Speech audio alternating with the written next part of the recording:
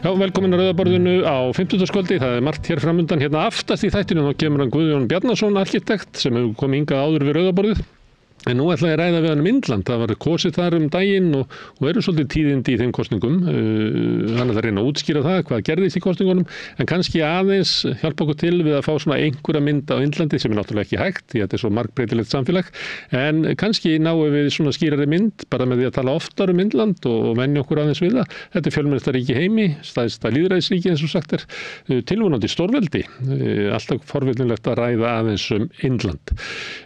Björn Thorlags verður með í þættinum hérna í kvöld, hann er með 2 viðtöl, hérna aftar í þættinum að þá talar hann við gamla félaga sinn frá Fréttablaðinu, Guðmund Gunnarsson, sem hefur bæði verið að þreifa fyrir sér í stjórnmálum en líka í blaðamennsku.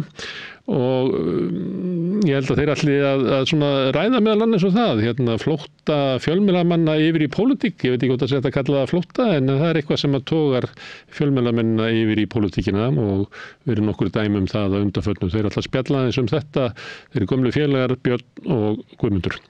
Helena Ólafsdóttir hefur verið svona fasta gestur hérna við Rauðaborðið. Ég fæ stundum að slá á þráðinn til hennar að ræða heimsmálin, einkum það sem eru mikil átök, en núna ætla ég að fá að ræða við hana svona öryggisstefnu og utanríkisstefnu Íslands sem við höfum svolítið verið að fjalla hérna við Rauðaborðið, en það liggur mikið á því.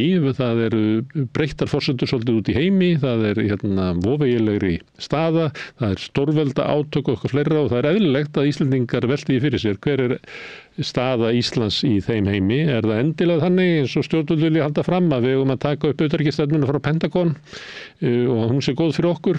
Það liggur ekki alveg augum uppi. Ég ætla að ræða við þjóðaröryggisstefnuna og þær stefnubreytingar sem hafa verið á íslensku stjórnvöldum sem er núna farin að kaupa vopn í stóru stíl og senda út á vígvöllin sem verður notað til þess að drepa fólk. Og við vitum það að þetta er stefna sem ekki fellur öllum Íslendingum vel í geð. Það kom til dæmis í ljós í forstakosningunum þar sem allir frambjóðendur nema Katrín Jakobsdóttir Vognar andmæltu raunverulega þessari stefnu að Íslendingar væru nota skattfé til þess að kaupa vopn og senda á vígvöllin. Við skulum heyra hvernig þessi mál og önnur líta út frá Helen. Það voru kosningar í Indlandi en það er líka kosningar í Evrópusambandinu. Þetta er víst, að mér er sagt, stærsta kosningaár mannkynssögunnar og það verður kosið á Evrópuþingið í öllum ríkjum Evrópubandalagsins. Þar er búist við umtalsverðri hægri sveiflu. Það eru þeir flokkar sem að raunverulega stýra pólitíkin í Evrópu þessi daginn. Það sem eru stundum verið kallað ystahægrið eða öfgahægrið eða populíska hægrið eða hvað sem á að kalla það, að þeir ráða orðræðunni og öllu líkindum það stjórna miklu. Annars vegar þau stefnumál sem að þessi flokkar leggja áherslu á sem eru svona innflytjenda málefni, en líka sem eru kannski grundvalda pólitísk mál, að þeir eru margir með svipaða stefnu og republikanir í Bandaríkjunum sem vilja styrkja fylkin á kostnað alríkisins og það sama á við Evrópu að þessi flokkar leggja áherslu á það að efla vald þjóðríkjanna en draga úr vægi Brussel. Björn Thorlags, hann fær hérna gest á eftir Jón Steindór Valdimarsson, sem er annar viðreisnarmaður sem mætir hérna í kvöld. Hann er formaður Evrópuhreyfingarinnar og þeir ætla að vera að spá aðeins og spekulera í því hvað er framundan í Evrópukosningunum. Þetta eru viðtölin sem að verða hér í kvöld. Áður en ég hleypi auglýsingum þá vil ég minna ykkur á að það eru áskrifundur sem hafa byggt upp samstöðuna. Hún var eiginlega búin til úr engu en svo hægt og bítandi fóru áskrifundur að leggja fé inn í samstöðuna og okkur hefur tekist að stækka og efla samstöðuna. Einu sinni vorum við bara á Facebook og svo vorum við á YouTube og svo fórum við á hlaðvarpsveitur og svo fórum við í útvarpið og svo fórum við í sjónvarpið. Þannig hægt og bítandi höfum við svona elt dreifingun okkar og vonandi líka það efni sem við erum að búa til. Nú eru þættirnar orðnir fleiri og ég held að við framleiðum allt upp í 4 tíma að meðaltali á dag af nýrri samfélagsumræðu. Forsendurnar til þess að þetta sé hægt eru fyrst og fremst að fólk hefur viljað styðja þessa uppbyggingu með því að gerast áskrifundur. Og ef þú vilt slást í liðið þá ferðu inn á samstöðum.is. Það er hnappur sem ástendur áskrift. Þú getur skráðið fyrir 2.500 krónur sem grunn áskriftin og mátt borga meira þú vilt. Og því sem að kjósið getur látið áskriftina renna sem félagsgjöld inn í Alþýðufélagið og það er Alþýðufélagið sem á og rekur samstöðuna. Hugmyndin er sú að okkur takist í sameiningu á einhverjum tímabili að byggja upp öflugan umræðuvettvang og öflugan fjölmiðil sem er fyrst og fremst í eigu áhorfenda, áheyrenda og lesenda og fyrst og fremst þjóna þeim en ekki auglýsendum eða einhverjum ríkum köllum sem eiga fjölmiðlana á Íslandi í dag. Herðu, en þetta voru skilaboðin áður en að koma skilaboð annars staðar frá og svo hefjast bara við til kvöldsins og ég segi bara góða skemmtun.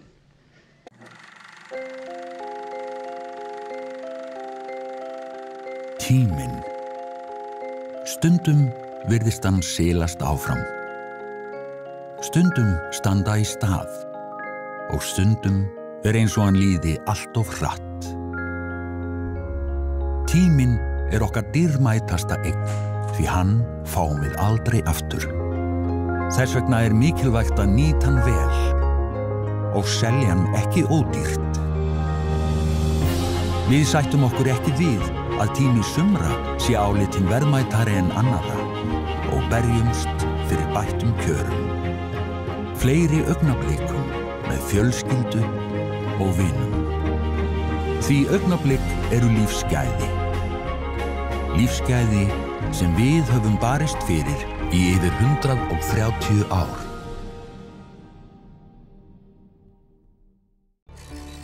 Erfiðleikar heimila verkafólks hafa hríðversnað frá árinu 2021. 6 af hverjum 10 félögum í Eflingu eiga nú erfitt með að ná endum saman. Hvernig getum við réttlætt það? Efling stéttarfélag. Barátta fyrir betra lífi. Ertu á leið heim úr vinnu? Stilltu á FM 89,1. Og komið sæl og blessuð, það meiri áhugi á Evrópuþingkosningunum sem hófust í dag en verið hefur nokkurt skeið. Skoðanakannanir hafa mælt uppgang harðlínu afla, hægri afla, sem sumir segja að geti sett framtíð samstöðu Evrópuríkja í uppnám og áhrifin af því gætu orðið töluverð á Ísland. Allt sem gerist í Evrópu hefur jú mikil áhrif á Íslendinga. En Jón Steindór Valdimarsson, formaður Evrópuhreyfingarinnar, ætlar að ræða við okkur aðeins þetta mál hér á Zoom. Heyrirðu í okkur, Jón Steindór? Já, heyri vel. Ljómandi, ertu sammála því mati sem að við höfum verið að sjá í fjölmiðlum að það sé meira undir í þessum kosningum nú en oft áður? Það jú kosið á 5 ára fresti. Það svona svolítið umræðinni kringum þessar kosningar spennu þrungnari, má ekki segja það? Jú, ég held að ég geti alveg tekið undir það að mörgu leyti eru þetta mikilvægar kosningar og kannski mikilvægari núna en það hafa kannski verið oft áður og það alveg rétt að það eru hræringar í pólitíkinni og það endurspeglast í Evrópupólitíkinni eins og í pólitíkjónum í aðildarríkjónum og við vitum það og höfum fylgst með því að það eins og þú lýstir, það svona uppgangur þeirra sem að hafa, eigum við að segja, að mörgu leyti, minnst í okkar augum hér upp á Íslandi, öfgafullar skoðanir og þá oftast kenndar við hægri öfga og það tengist, eins og ég sagði, þeim uppgangi þessara sjónarmiða og þessara afla sem hafa verið í sumum aðildarríkjunum. Þannig að þetta spennandi og kannanir hafa sýnt að það framgangur fyrir þá flokkahópa í Evrópuþinginu sem að hallast í þessa átt. Hversu mikillan verður vitum við ekki alveg en hinn hófsamari öfl sem hafa nú ráðið ferðin í Evrópuþinginu sem eru svona miðju flokkar að mér sýnir svona að menn reikna með því að þau svona haldi velli. Má í stuttu máli segja að það sé meiri þjóðernisstefna, þjóðremba sem einkenni málflutning þeirra afla sem að við leyfum okkur að kalla harðlínuöfl? Já, ég get alveg fallist á það og ég held að það sé alveg rétt hjá þér og það sem að hefur verið að gerast sem sagt víða auðvitað heim og þar Evrópa ekki undanskilin það að útlendingamál hafa verið svona sett í dálítið mikinn fókus og að mínu mati oft á tíðum gert mun meira úr vandamálum sem menn vilja tengja við þann málaflokk heldur en efni standa til og búi sér til svona einhvers konar óvin eða ógn sem að þurfi að bregðast við með mjög afgerandi hætti og við hefum séð það að við í Evrópu hafa flokkar sem að hafa þessa stefnu á stefnuskrám sínum hafa náð árangri og við getum bara litið núna senast til Hollands þar sem að flokkur af þessu tagi náði verulegum árangri og þetta endurspeglast að einhverju marki í kosningunum til Evrópuþingsins. Þannig að það alveg rétt hjá þér að þetta eru svona meiri öfgar en við höfum séð og auðvitað það svona merki það að í pólitíkinni hafi mönnum að einhverju leyti mistekist því að það hefur skapast jarðvegur fyrir öfla þessu tagi og því miður hafa sum þeirra svona virðist vera, nú vil ég ekki alhæfa, en sum þeirra svona tilhneigingu til þess að svona hallast að einhverju leyti undir fasísk sjónarmið.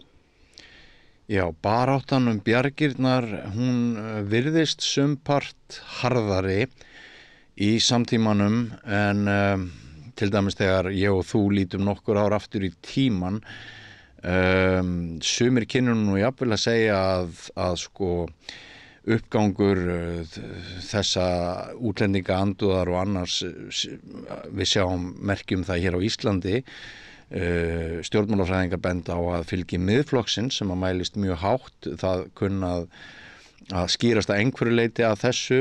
Vilt þú hætta þér út í slíka greiningu? Ég veit það nú ekki en auðvitað held ég að það blasir þetta við bara menn hlust á þá orðræðu að þá það hluti af viðfangs telur mikilvæg eru einmitt útlendingamálin og þannig að það alveg ljóst að hér á Íslandi líka verið að ganga svolítið eða sækja í þessa uppsprettu fylgis ef við getum sagt sem svo og pólitíkin hún tekur mið af því og í mínum augum það miður því að sko mál, ég held að menn sem sagt að nota þetta í tilgangi sem að mínum að helgar ekki þetta meðal, það liggur í augum uppi. Telurðu að Brexit sé fordæmi fyrir einhverjar þjóðir núna í Evrópu? Er einhver umræðum það fyrir þessar kosningar? Ég held að það spili nú ekki stórt hlutverk vegna þess að Brexit held ég hafi nú ekki staðið undir væntingum þeirra sem að samþykktu það í Bretland á sínum tíma. Þetta einhver umræða það en mér finnst það nú vera frekar þannig að menn vilji flokkarnir vilji ef að segja taka slaginn innanfrá, þar að segja að menn séu ekki með það svona sem baráttumál að ganga úr Evrópusambandinu frekar að reyna þá með einhverjum hætti að breyta því. Þannig nei, ég held að það spila ekki stóra rullu í þessu núna. Að hve miklu leyti líturðu á Evrópusambandið sem friðarbandalag? Já, ég held að í kjarninn í því auðvitað tilraun til þess að tryggja og varðveita friðinn. Það auðvitað blasir við því að bara við lítum til þess uppruna og af hverju menn lögð á staði þessa miklu vegferð, þá það alveg klárt að friður og lýðræði og mannréttindi eru svona kjarnagildin í Evrópusamvinnunni og ég held að Evrópusambandið sé mjög mikilvægur ég vil nú kalla það bara brimbrjót í þessum efnum. Vissulega það þannig að hérna í Evrópu eða aðildarríki Evrópusambandsins mörg hver auðvitað og flest eru með heri og flest eru eiga aðild að NATO og svo framvegis. Þannig að Evrópusambandi tekur virkan þátt í því að reyna að viðhalda friði og varðveita þessi gildi í Evrópu. Þannig að ég alveg harður á því að án Evrópusambandsins væri miklu meiri upplausnar ástand og síst betra og alls ekki betra ástand, og ég tala nú ekki þegar að svona þessi bylgja öfgana virðist vera að rísa, að þá held ég að við megum þakka fyrir að eiga þetta sameiginlega bandalag sem Evrópusambandið, þó að því miður við Íslendingar höfum nú ekki kosið að ganga í það að sinni. Það hefur reynt töluvert á þanþol ESB-ríkjana og hafa orðið mikla breytingar eftir innrás Rússa í Úkraínu. Mun það sem kemur upp úr kjörkössunum nú að afloknum þessum Evrópuþingskosningum, mun það hafa einhver eða mikil áhrif á framtíð stuðnings ESB-ríkjana við Úkraínu? Ég veit það náttúrulega ekki, ég held nú ekki. Ég tel að svona þessi hófsamari öfl innan Evrópusambandsins, þau muni nú halda velli í þessum kosningum og að þingið sem sagt muni verða áfram jákvætt í þessum efnum og stefna Evrópusambandsins verði svipuð. Hins vegar vitum við það að þar sem að þessir flokkar ná árangri í landsmálunum, það blasir auðvitað við að þar sem að þeir hafa náð þeim árangri að ná inn í ríkisstjórnir eða veita ríkisstjórnum hlutleysi, að þar hafa þeir áhrif á viðkomandi stjórnvöld og þeirra stefnu, meðal annars í útlendingamálum og að einhverju marki í utanríkispólitíkinni og svo sem á öðrum málaflokkum. Þannig að það getur auðvitað haft áhrif inn á Evrópuþinginu, en ég held að þetta mun ekki hafa afgerandi áhrif og í það minnsta verið nú að segja það, ég vona það heitt og innilega að svo verði ekki, að þessir hópar ná ekki að breyta mjög kúrs hjá Evrópusambandinu í þá átt að draga úr stuðningi við Úkraínu, í þá átt að svona gera Evrópusambandið veikara á alþjóðavettvangi, sem að því þetta nú svona svolítið sérkennilegt að það fylgir þessu líka svona viss einangrunar hyggja og einangrunar stefna hjá flokkum af þessu tagi. Og þeim lætur ekki vel að vinna saman þvert á landamæri, reynslan hefur nú sýnt það og ég á ekki vona því að þeim muni ganga það mjög vel inn á Evrópuþinginu. Þetta gríðarlegu fjöldi sem á þess kosta ganga kjörborðinu, 350 til 370 milljónir ef mann rétt.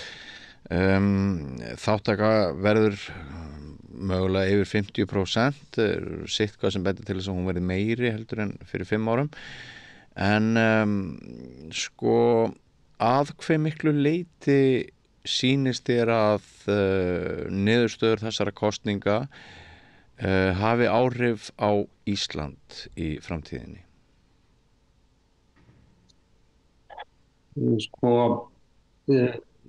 Það í sjálfu sér óhjákvæmilegt að Evrópuþingið hverju sinni hefur vissulega áhrif á það sem að Evrópusambandi gerir, bæði sem sagt þau lög og reglur og þau samskipti sem Evrópusambandi kýsa hafa við og samninga við aðila sem utan sambandsins standa. Þannig að bara þegar að þeirri ástæðu hefur þetta áhrif.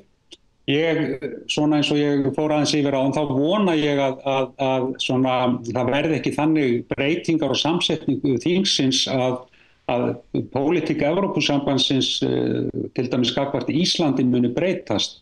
En vissulega hefur Evrópuþingið alltaf áhrif á Ísland í gegnum EES-samninginn og það mun ekkert breytast. Þannig að þetta getur allt haft áhrif á framvinduna. Nú ef það fer þannig að framgangur þessar afla verður mjög mikill, þá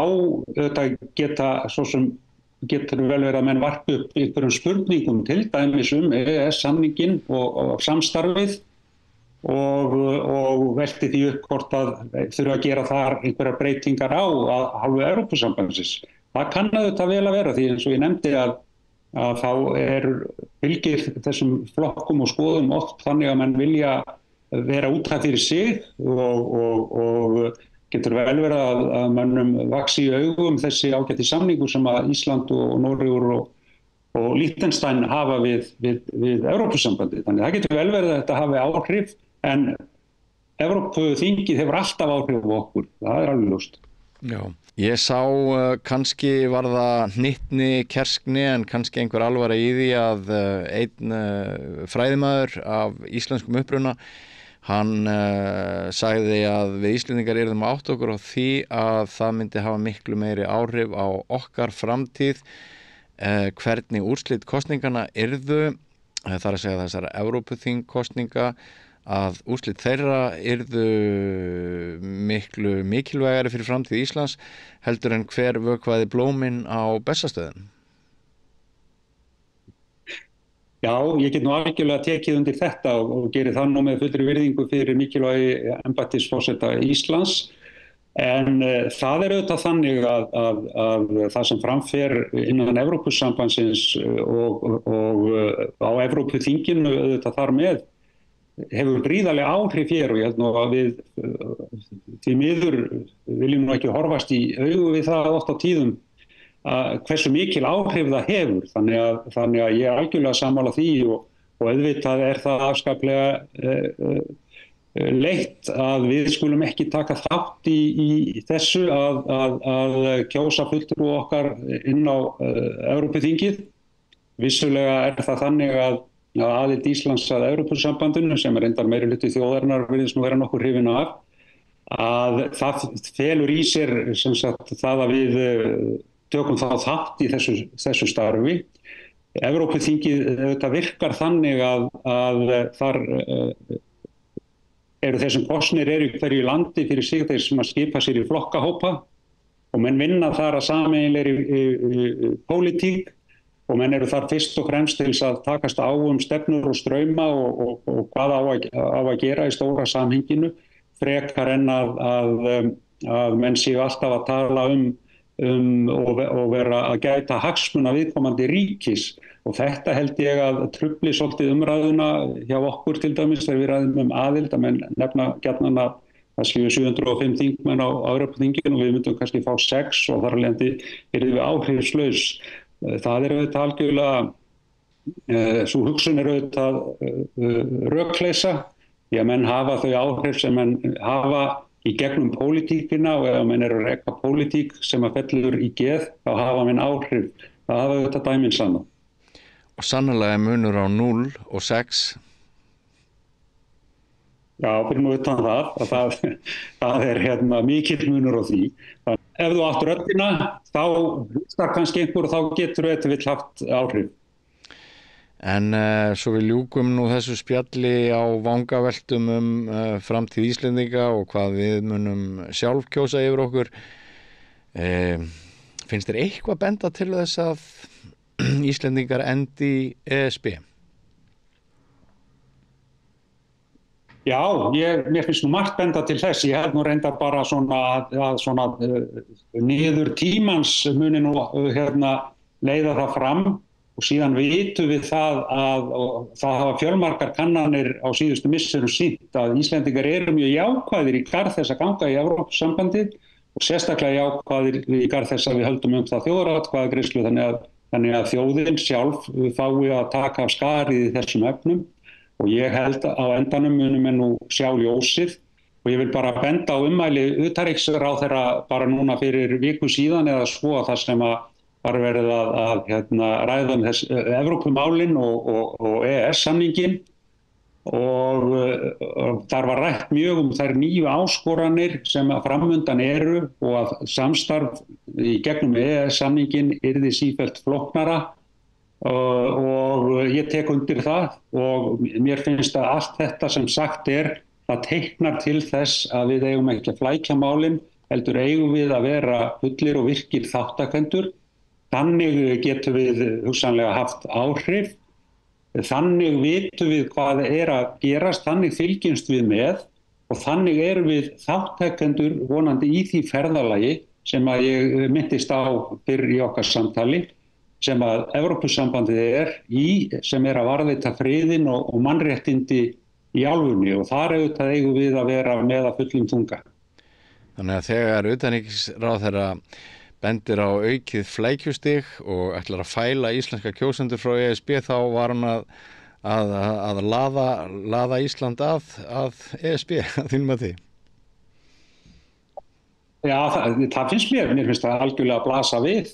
Að þannig það að ef við viljum á annað borð vera í þessari samvinnu og eins og við höfum aðeins minnst á þá erum við mjög samofin því sem Evrópusambandið ákveður og gerir en tökum lítinn eða engan beinan þátt í því þó að forminu til okkur sé veittur aðgangur og þá vitum við það að vegna þess að við höfum auðvitað lítið það að segja vegna þess að við erum ekki með, við stöndum fyrir utan en tökum ekki beinan þátt og þannig höfum við kosið okkur þessi örlögu ef svo má segja sem að mínum mati eru óviðunandi og okkur ekki sæmandi sem lýðræðiselskandi þjóð. Jón Steinar, Jón Steindór afsækið, það búið að vera forvitinlegt að heyra í þér, takk fyrir að spjalla við okkur. Við fáum fyrstu tölur einhvern tímann á sunnudag þessar kosningar. Sambandið ekki búið að vera alveg nógu gott á milli okkar en ég vona að áhorfendur og hlustendur hafi heyrt það sem við erum að ræða en svona bara rétt í lokin, hvert væri vaxtastigið hjá okkur Íslendingum ef við værum í ESB með evru? Ég ætla nú ekki að fullyrða það en ég fullyrði þó að það væri umtalsvert lægra en það núna og yrði áfram miklu nær evrópskum vöxtum og við myndum losna við þetta svokallað Íslands álag sem að hefur í gegnum tíðina verið á bilinu 2-4%, sama á hverju hefur gengið í uppsveiflum eða niðursveiflum. Við erum ekki lengur eins og korktappi í Atlantshafinu, í stórsjó. Held ekki. Eruðu kæra þakkir og það verður spennandi að sjá niðurstöðurnar á sunnudaginn. Takk fyrir spjallið. Takk fyrir sömuleiðis. Nú, já, ég biðst afsökunar á því ef hljóðtruflanir hafa komið í veg fyrir að allt hafi hér skilist en við látum þessar umræðu lokið í bili og Gunnar Smári sér næsta rétt. Hvernig getur við réttlætt að 60% Eflingarfólks eigi erfitt með að ná endum saman? Efling stéttarfélag, barátta fyrir betra lífi. Samstöðin í eigu hlustenda, áhorfenda og lesenda. Já, við höfum verið svolítið að ræða öryggismál Íslands og breyta stöðu í heiminum, hvort að við ættum að kannski endurskoða þjóðaröryggisstefnuna. Verið með svona þráð við rauðaborðið og nú ætla ég að slá á þráðin til Helenar Ólafsdóttur sem öryggisráðgjafi og þekki vel til þessara mála allavega í öðrum ríkjum. Blessuð Helen. Hæ. Ef við byrjum bara að því að það svona tilfinning fólks að það sé verið að breyta stefnunni, að sé orðin herskári, við erum farin að flytja vopn og svona byrja að stilla okkur svolítið upp á milli herveldana í staðin fyrir að kannski að vera með stefnu sem miðar út frá því að við erum herlaust land og viljum vera friðsæl eins og almenningur allur líklega vill. Hvað eru þessar fréttir varnarsamninginn við Úkraínu og vopnasendingar þangað? Er það breyting eða var þetta þegar bara komið inn í öryggisstefnuna? Þjóðaröryggisstefna Íslands mjög herleg og Hún reyndar skrifuð 1916. En hún það sem vandamáli það þarf að uppfæra þessa stefnu engu að síður vegna þess að það eru breytingar sem eiga sér stað í heiminum. Þetta náttúrulega skrifað ekki bara áður en að innrásin í Úkraínu vegna þess að þjóðaröryggisstefnan í rauninni tekur mjög mikið mið af því sem að gerast í Úkraínu á þeim tíma og herófninni þar. Vandamál með íslenska þjóðaröryggisstefnu myndi ég segja að hún bara eiginlega ekki, ef ég má sletta, fit for purpose. Það að segja, hún allt herleg og ég hef persónulega unnið að þjóðaröryggisstefnum víða annars staðar, aðalega þá í löndum sem eru miklar ógnir og stríðjafel og átök. Og ég var svolítið hissa, ég hef verið viðurkenna það að ég hef ekki verið að vinna á Íslandi síðan 2001, þannig að ég hef ekkert verið neitt mikið að fylgjast með þessu, en ég var svolítið hissa þegar ég fór aðeins að garfa í þessari þjóðaröryggisstefnu Íslands. Hún fyrst þegar það kemur þessi hugmynd þjóðaröryggisstefnu á Íslandi, hún kemur frá vinstri miðstjórninni og það Össur Skarphéðinsson sem utanríkisráðherra þegar þetta fer fyrsta stað. Og það sett saman einhver þingnefnd sem þverpólitísk þingnefnd. Tónninn í þessari fyrstu tilraun eða það sem að þingið gefur raunni grænt ljós og þessi formúlir þessi þjóðaröryggisstefna að það allt annað tónn í því plaggi. Og svo þegar stefnan kemur sem sagt seinna í kringum 15 og 16 og þá tónninn í plagginu orðin allt annar og alveg gríðarlega herlegur. Og það í rauninni bara, þú veist, það ég skoða aðeins plöggin í kringum þetta og svo formina sem var unnin af meðal annars meðlimum þingnefndarinnar og að klárt og skýrt að þarna erum við með 2 þætti sem eru aðalega í sambandi við þjóðarvarnir okkar og það Atlantshafsbandalagið númer 1 og 3 og svo náttúrulega þessi samningur varnarsamningur við Bandaríkin sem frá 1951, sem sniðinn á tímum kalda stríðsins í rauninni, eða þegar það að fara allhressilega í gang. Þannig að við erum búin einhvern veginn í umhverfi, okkar herumhverfi rosalega íhaldsamt og það sem mér finnst alveg merkilegast við þetta, við þurfum aðeins að fara að endurskoða. Ég ætla bara við hefum eftir að ræða þetta náttúrulega, en það sem að gerast í heiminum og eflaust þínir viðtalendur hafa verið að benda á það að við erum ekki þrátt fyrir þetta gríðarlega samstarf og útvíkkun NATO, þá heimurinn ekki öruggari og Evrópa ekki öruggari fyrir vikið. Og það ekki öll Vestur-Evrópuríki í NATO til dæmis, það má nefna Austurríki ekki NATO, Sviss ekki NATO, Írland ekki NATO, Kýpur, Malta. Ég meina þú veist, þannig að okkar mér finnst að það þurfa að fara aðeins ekki bara að ný ríkisstjórn þarf að fara algjörlega að endurskoða þessa stefnu því hún horfir allt of mikið á herlegu hlutina og það þarf nýtt áhættumat sem að byggist á íslenskum veruleika. Það þarf að taka öryggisstefnuna þannig að hún þarf að vera miklu meira horfa líka inn á við og við getum farið út í það hvað það þýðir. En bara, já, þetta alveg ótrúlega mér finnst svolítið gamaldags þessi stefna. En það rétt skilja hjá mér að stefnan sé kannski ekki byggð á einhverju greiningu á þeim ógnum sem að Ísland raunverulega stendur frammi fyrir, heldur frekar sé henni sé stillt fram svo að Íslendingar geti verið virkir og miklir þáttakendur í hernaði til dæmis eins og í Úkraínu. Já, það nefnilega svo áhugavert að áhættumati sem var gert áður en þessi stefna var sett fram, sem var gerð 2009, sem dálítið langt síðan, að hún í rauninni, eða áhættumatið bendir á 3 þætti og þetta algengt í þjóðaröryggisstefnum að það séu 3 þættir, 3 lög að hætturnar eru metnar þannig að fyrsti flokkur, það forgangsflokkurinn og síðan annar flokkurinn, það sem þú veist, ekki algjörlega í forgang en jafn mikilvægt, skilur þú veist til dæmis, það sagt sko, tekið fram þær þarfnast fullar athygli en ekki forgang. Og svo og flokkur 3 svona eitthvað sem ólíklegt að muni gerast, en ef það myndi gerast, þá myndi það hafa alvarlega áhrif á þjóðaröryggi Íslands. Og í þessum 3. flokki bara eitt atriði og þar stendur hernaðarógn. Það sem sagt 3. þátturinn sem talinn ólíklegastur þarna á þessum tíma þetta skrifað, en samt öll þjóðaröryggisstefnan miðast einhvern veginn við hernaðarógnin, að svara henni. Þannig að það sem ákveði í rauninni svolítið stefnan einhvern veginn ekki svara eins mikið því sem sett þarna fyrst, sem til dæmis umhverfisvernd og slys, það talað náttúruhamfarir. Ég hugsa að nýju öryggisstefna Íslands muni breytast líka bara með hliðsjón til þess hvað að gerast á Reykjanesskaga, og en svo líka bara með Ísland, eins og ég segi, þetta rosalega út af við og þetta rosalega herlagt. Það vantar alla analýseringu á okkar eigið samfélag og ógnirnar sem okkur steðja innlands.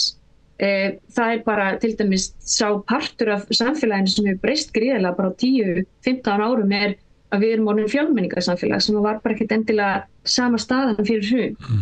Þannig að og þegar þetta áhættumat fyrir gang, það eru bara miklu færri útlendingar á Íslandi.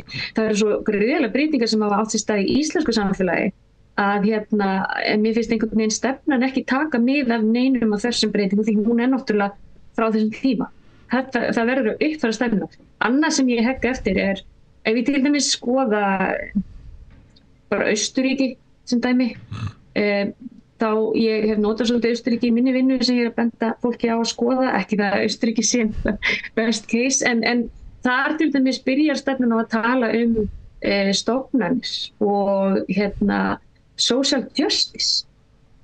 Það talað atriði sem varðar velmegun og velferð þegna og það miklu meira verið að leggja áherslu á þeir skipt náttúrulega endanum í 2 hluta. Það þjóðaröryggisstefnan horfir á innanlands og utanlands, samstarf utanlands, en okkar stefnir einhvern veginn rosalega bara mikið hvernig okkar samstarf við umheiminn. Og það gleymist alveg að horfa inn á við í þjóðaröryggisstefnun okkar. Þessi þarf að breyta. Það líka annað sem að þinghópurinn sem að þessast farið yfir hvernig þinghópurinn náttúrulega í hvernig heimsóknir hann fór og hvaða metið, hvað var skoðað. Þetta líka mjög svona íhaldssöm nálgun á það sem skoðað og aftur mjög herlegt.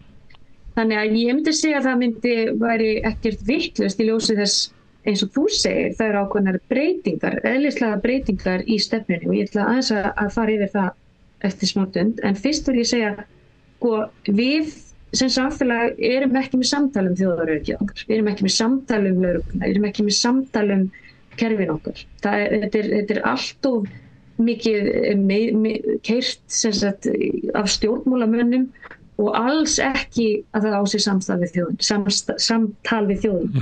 hvað þjóðin er. Þess vegna erum við að reyna við rauðaborðið aðeins að hafa þessa umræðu og vegna þess að það virðist vera þannig eins og ráðherrarnir ákveða þetta og svo sé þessu eiginlega bara rennt í gegnum þingið og það eiginlega engin umræða í samfélaginu þetta, ekki heldur í háskólasamfélaginu, ekki í fjölmiðlum annars staðar. En eitt af viðtölum sem við höfum verið að leggja út frá þegar að Þórdís Kolbrún kemur ykkur staðar og í viðtali eða heldur ykkur að ræðu þá reynum við að hafa ykkur umræðu hér við rauðaborðið á eftir. Í einu af þessu viðtali sem var á Sprengisandi fyrir held ég bráðum 2 vikum að þá sagði hún að helsta öryggisógn af Íslands og hljómaði næstu eins og eina sem við ættum að veita athygli væri stríðið í Úkraínu. Finnst þér þetta vera rétt mat? Þetta ekki samræmi náttúrulega við öryggisstefnun okkar þannig að ef það þarf vera áhættumat, það þarf þá að uppfæra áhættumati og gera grein fyrir því. Mér finnst það mjög merkileg nálgun, ég veit ekki á hverju það byggt, ég get ekki séð, það er kannski annað sem líka annars það að finna í öðrum öryggisstefnum en ekki mikil áhersla lögð á hér og það eru diplomatiska leiðir fyrir friði. Það sem að gerast núna, eins og ég sagði í upphafinu, að við erum ekki á betri stað en við vorum fyrir nokkrum árum. Það sem að gerast í rauninni allt svona bara heimsvísu, þá ástandi í heiminum miklu verra en það var fyrir nokkrum árum. Þetta hefur aldrei verið eytt miklum peningum í vopn á hverju ári eins og 2023 síðan í seinni heimsstyrjöld. og þetta einhverja 2 trilljónir bandaríkjadala. Þetta eru rosalegar upphæðir, en sko ég vil bara taka það fram að það sem hefur verið að gerast í kringum NATO, það nú alveg heill kapítóla út af fyrir sig hvernig við erum komin á þennan stað með Úkraínu. Það auðvitað öryggis, sérstaklega fyrir nágrannlöndin, Finnland og þau ríki sko, en náttúrulega hefði áhrif á mataröryggi, á mat, þetta hafi öryggi á orkuverð, en núna þetta einhvern veginn að sjattlast, en stigmögnunin samt að gerast vegna þess að Bandaríkjamenn hafa í rauninni gefið Zelenský grænt ljós á að nota amerísk vopn á Rússland. Þannig að sko, þegar við tölum þetta stríð í Úkraínu, þetta ekki stríð á milli Úkraínu og Pútins, skilur við. Þetta stríð, raunverulega, þetta stríð svolítið sem á milli Bandaríkjanna og Rússlands, en Úkraína það sem allt fyrir fram. Við getum ekki þóst að þetta sé bara, já, við ætlum bara að dæla hann inn vopnum. Það mun aldrei gerast að þetta veri unnið með hernaðarsigri á Rússlandi, og allar tilraunir til þess að setja viðskiptabann á Rússa, það hefur bara ekki gengið upp. Þannig að við horfum núna fram á það að við erum að sjá þetta stríð verða áfram næstu árin, þar sem deilt vopnum í þetta, og margir hernaðarsérfræðingar telja hreinlega að við séum að færast miklu nær því að það veri hreinlega kjarnorkuvá út af þessari stigmögnun sem að gerast þarna í Úkraínu. Persónlega tel ég að það aðeins slóta inn af því að við vorum að leggja út frá því sem að Þórdís Kolbrún sagði. Hún segir að sko mesta ógnin sé, og á þá líklega við að ef að Rússar vinna á vígvellinum, það sé mesta öryggisógnin, en þú ert að lýsa mesta öryggisógnin ef að það tengist Úkrænustríðinu, sé stigmögnun og möguleg kjarnorku átök sem að getur þá skadað okkur sem eins og hliðarverkun af stríðinu, ekki endilega hver vinnur eða hver tapar. Ég meina það fólk sem heldur að það verði einhver hernaðarsigur í þessum átökum, ég veit ekki hvar í ósköpunum, ég meina, ég ætla bara að tala núna út frá reynslu til margra ára á stríðsátakasvæðum. Það eina stríðið sem ég veit til, það sem vannst hernaðarsigur, og það mjög skýrar ástæði fyrir því, það var á Sri Lanka. En allar aðrar það var líka því styrjöldin var bundin svolítið við Sri Lanka. Þetta var ekki geopolítískt í rauninni á þeim tíma sem þetta kláraðist. En það sem að ég get ekki, ég skil ekki fólk sem í alvörunni heldur að það veri hernaðarsigur í Úkraínu. Vegna þess að við erum að tala það að Rússar eru með jafnmikið að kjarnorkuvopnum Bandaríkjamenn, þannig að það er alltaf sú staðreynd sem blasir þarna bak við allt þetta. En það líka bara það að í alvörunni erum við tilbúin, eða þú veist, ætlar Úkraína að fórna 500.000 Úkrænumönnum á næstu árum, 2-3 árum, til viðbótar. Erum við í alvörunni að fara að stigmagna vopnakaupin til Úkraínu? Ég skil að mér finnst þetta svolítið umalega dýrt fyrir Úkraínu. Svarið er já. Svarið er já. Ef það er spurningar sem þú ert að leggja fram og ef ég ætti að svara út frá því hvernig Þórdís Kolbrún og Bjarni Benediktsson talar, þá er bara svarið já. Já, en þetta líka við skulum bara átta okkur því að umræðan í kringum Úkraíns stríðið nú ætlum ég að taka það fram að því maður alltaf leið maður fyrir einhvern veginn að svona velta þessu upp, þá er alltaf bara maður bara pútinisti og ég hef bara engan áhuga að búa í Sovétríkjunum og myndi ekki vilja búa undir þeirri ógnarstjórn sem það ríkir. Ég bara að hugsa út frá geopolítísku stability, en það bara þegar leiðum að fyrir að spyrja spurninga og setja fram spurningamerki á þessum mótum, að þá einhvern veginn maður að fara eitthvað mjög svipað eftir 9/11 í Bandaríkjunum. Það mátti enginn í rauninni koma með aðrar skoðanir á málinu. Það var bara ein skoðun, það var að fara inn í Afganistan. Það meira sem í Íraksstríðið að allar raddir sem voru á móti fyrir innrás voru kveðnar í kútin. Það sem gerist þú veist, og mér finnst umræðan á öllum Vesturlöndum bara hreinlega hafa orðið, þetta ekki heilbrigt þegar að við keyrum á þessari hernaðarhyggju og enginn að spyrja spurninga eru til dæmis diplomatísku leiðin. Nú ætlum ég að, mér fannst þetta ekki gott múf hjá okkar stjórnvöldum að loka á pólitískar leiðir við Rússland. Ég bara skildi ekki hreinlega hvernig ósköpunum þessi ákvörðun var tekin. Vegna þess að í gegnum allt kalda stríðið að þó vorum við alltaf í samskiptum við Sovétríkin. Og okkar þjóðaröryggi ekkert betur varið að skera á á diplomatíska tjannum. Við erum líka, það mætti líka í rauninni, bara í tengslum við þessi átök, að þá og öryggi okkar ekkert endilega betur farið að vera innan NATO sem í útvíkunarstemmingu sem að, og ég meina, ég ætla ekki að fara í söguna, það eflaust miklu betra fólk sem getur aftur svona endurnýjað samtalið af hverju við komum á þennan stað í Úkraínu. En ég meina, það ekki hægt að aggressífin sem að Rússland núna með í Úkraínu náttúrulega ekki hægt að réttlæta, en það þau okkar sem hafa fylgst með þessu skiljum af hverju við erum komin á stað og af hverju þetta var fyrirsjáanlegt. Og þess vegna var svo einkennilegt að fólk skildi ekki í rauninni heldur sjá fyrir þessa innrás Rússa. Það var ekki fyrir rétt undir lokina að CIA og eitthvað svona, voru farnir að vara við því að Rússar ætluðu að fara inn, vegna þess að þau bara sáu það. En við erum komin á annan stað vegna þess að það náttúrulega James Baker á sínum tíma lofar Sovétmenn með Rússum að það verði ekki útvíkkun á NATO.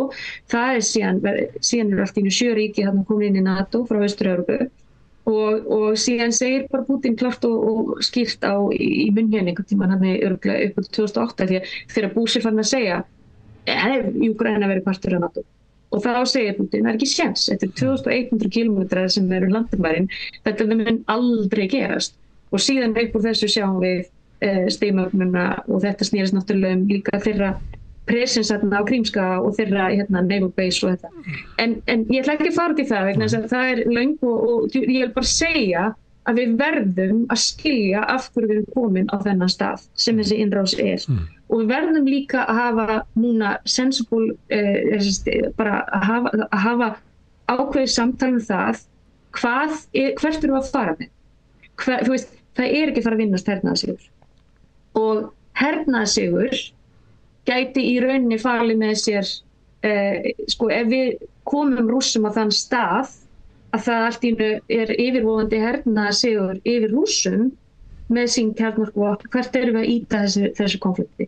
Þannig að ég bara, mér finnst þetta stórhættulegt samtal, mér finnst þetta stórhættulegt að það séu ekki diplomatískar leiðir, mér finnst alveg fáránlegt og stórhættulegt að það sé ekkert samtal á milli milli Bandaríkjanna og Rússlands. Það út af fyrir sig meira segja í öllum tímum kalda stríðsins. Þá var alltaf samtala á milli. Svona öryggismat ríkja út frá Úkraínustríðinu misjafnt. Það eru lönd sem eru þarna í kring eins og Eystrasaltslöndin og Pólland sem eru með svona herskárri tón,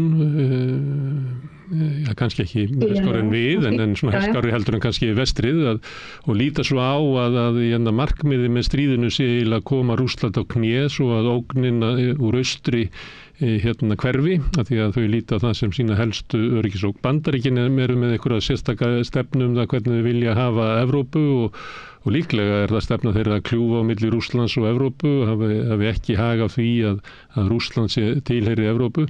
Við hins vegar, það kannski erfitt að sjá hverjir eru okkar hagsmunir varðandi þetta svæði. Stendur okkur ógn af Rússlandi eða og þá spurningin að af hverju nær ekki gegn svona sérstakt mat út frá sjónarhóli Íslands í gegnum inn í öryggisstefnuna því það eins og Hilmar Þór Hilmarsson hefur til að spenta og það eins og við höfum útvistað henni einfallega til Pentagon og NATO að við tökum upp þá stefnu sem oft svo stefna sem að til dæmis Úkraína eða Pólland eða Eystrasaltslöndin vilja halda á lofti sem að ef til vill bara alls ekki öryggishagsmunir okkar.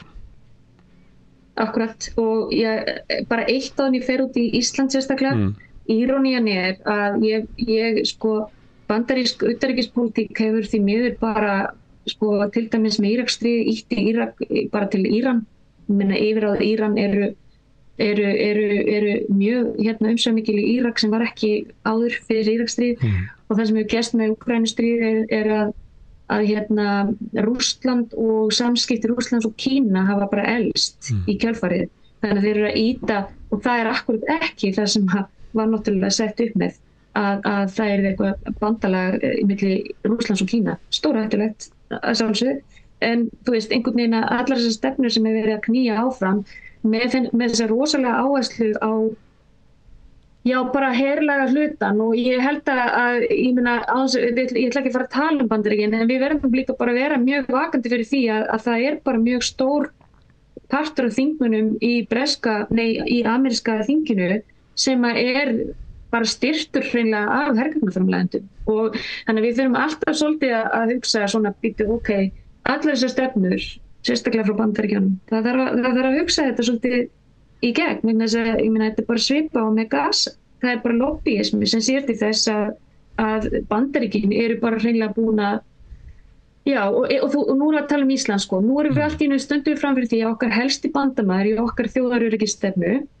eru Bandaríkjamenn sem þá sem sagt, Bandaríkjamenn er náttúrulega stærstri alltaf í NATO en við erum líka með þennan sérstaka varnarsamning frá 1951 og ég sko það sem mér finnst eiginlega svolítið athyglisvert hér er að ég myndi ekki telja það neitt rosalega heppilega stefnu að setja öll okkar egg í þessar körfi. Það er endar í þjóðaröryggisstefnunni er endar talað um að við séum að virka meira samstarf við Norðurlöndin og nágrannalönd og það finnst mér mjög gott. Samt sem áður þarna því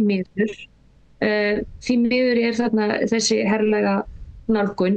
Mér finnst þjóðaröryggisstefnan eðlilega svolítið endurspegla svolítið mikið meira utanríkisstefnu Sjálfstæðisflokksins vegna þess að það er náttúrulega Sjálfstæðisflokkurinn sem fór með eina málaflokk en misskilningurinn í okkar þjóðaröryggisstefnu er eins og ég segi hún er rosalega herrleg og hún er bara rosalega mikið út á við á meðan að núna það sem okkur stegar hætta til dæmis eru eldgos og kannski þú veist skautun og slíkt og kannski hryðjuverk innan okkar landamæra sem getur þó komið með þessari skautun en að því að þú spyrir mig sérstaklega málið það að þjóðaröryggisstefnan hún í rauninni talar til dæmis bara svona dæmi contradictions það er bara að tala það að við leggjum áherslu á að vera á móti kjarnorkuvopnum það er að segja að við ætlum að vera frí frá kjarnorkuvopnum að þau vera ekki leið innan okkar landamæra og síðan allt í einu erum við að kjósa samt á móti banni við kjarnorkuvopnum í Sameinuðu þjóðunum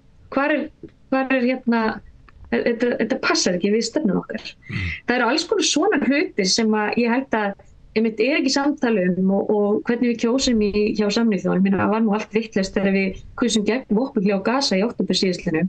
Þannig að það er bara ekkert rosalega mikið eftirlit með hvernig ríkisstjórnar okkar er að kjósa og hún er ekki einu sinni samkvæm þjóðaröryggisstefnu. Þú ert að segja, Helena, það sem að skara saman stefna Bandaríkjanna og íslenska þjóðaröryggisstefnan, það sem við erum öðruvísi, að þá víkur það okkar stefna. Eins og í sambandi við Gaza, sambandi við kjarnorkuvopnin. Það var eins og Hilmar að segja að það hefur búið að útvista stefnun, það er búið að útvista stefnunni til Pentagon. Já, og það sem ég vil líka er svolítið athyglisvert við, sem sagt þegar var unnin af þessari þingmenn preppi fyrir þessa stefnu, að þá er Sjálfstæðisflokkurinn sem gerir sérstaka bókun það að það væri kannski ekki alveg raunsætt að banna kjarnorkuvopn á Íslandi. Við erum náttúrulega aðalega að tala um kafbáta. Við erum ekki náttúrulega enginn sem held að stinga upp því að verið kjarnorkuvopn á Íslandi en við erum að tala um kjarnorkuvopnara báta. Og það sem er svo athyglisvert núna daginn að þá er bara tilkynnt með glans þeir með þú eiga það að þeir voru opinskáða með það að það væri kjarnorkuknúin kafbátur sem væri að koma til Íslands. Þetta væri eitthvað rosalega svona jákvætt fyrirbrigði og þetta var bara tilkynning frá utanríkisráðuneytinu. En á sama tíma segir þjóðaröryggisstefnan okkar eitthvað allt annað og það er bara þessi bóku Sjálfstæðisflokksins sem sagt hefur komið síðan fram. Þannig að við erum einhvern veginn ekki að vinna eins og eftir þessari stefnu. Það sem mér fannst líka brjálæðislega fyndið sem ég hafði ekki alveg átt með á var bókun sem sagt Vinstri grænna við sem sagt þessa vinnu í kringum þessa öryggisstefnu að þau voru ekki saman, og Katrín Jakobsdóttir skrifaði undir þetta og og það sagt sem sagt ég var nú með þetta einhvers það stendur að Vinstri-hreyfingin Grænt framboð telur þó að áherslan á aðild Atlantshafsbandalaginu og þátttöku meðal annars í loftrýmiseftirliti rými illa við þá breiðu nálgun á þjóðaröryggisstefnu sem að breyst. Þannig að margt sem hefur breyst í þessu og ég, eins og ég segi, þetta fyrsta sem að uppfæra þessa stefnu. Ég meina flokkar eins og skipulög glæpast, ég meina ef við ætlum virkilega, eins og ég segi, hernaðarógnin, hún þarna gagnvart okkur af því við erum partur af mjög aggressífu hernaðarbandalagi sem að spýta vopnum inn í þetta stríð, hvort sem það rétt eða rangt. Þannig að þjóðaröryggi okkar hreinlega ógnað út af því.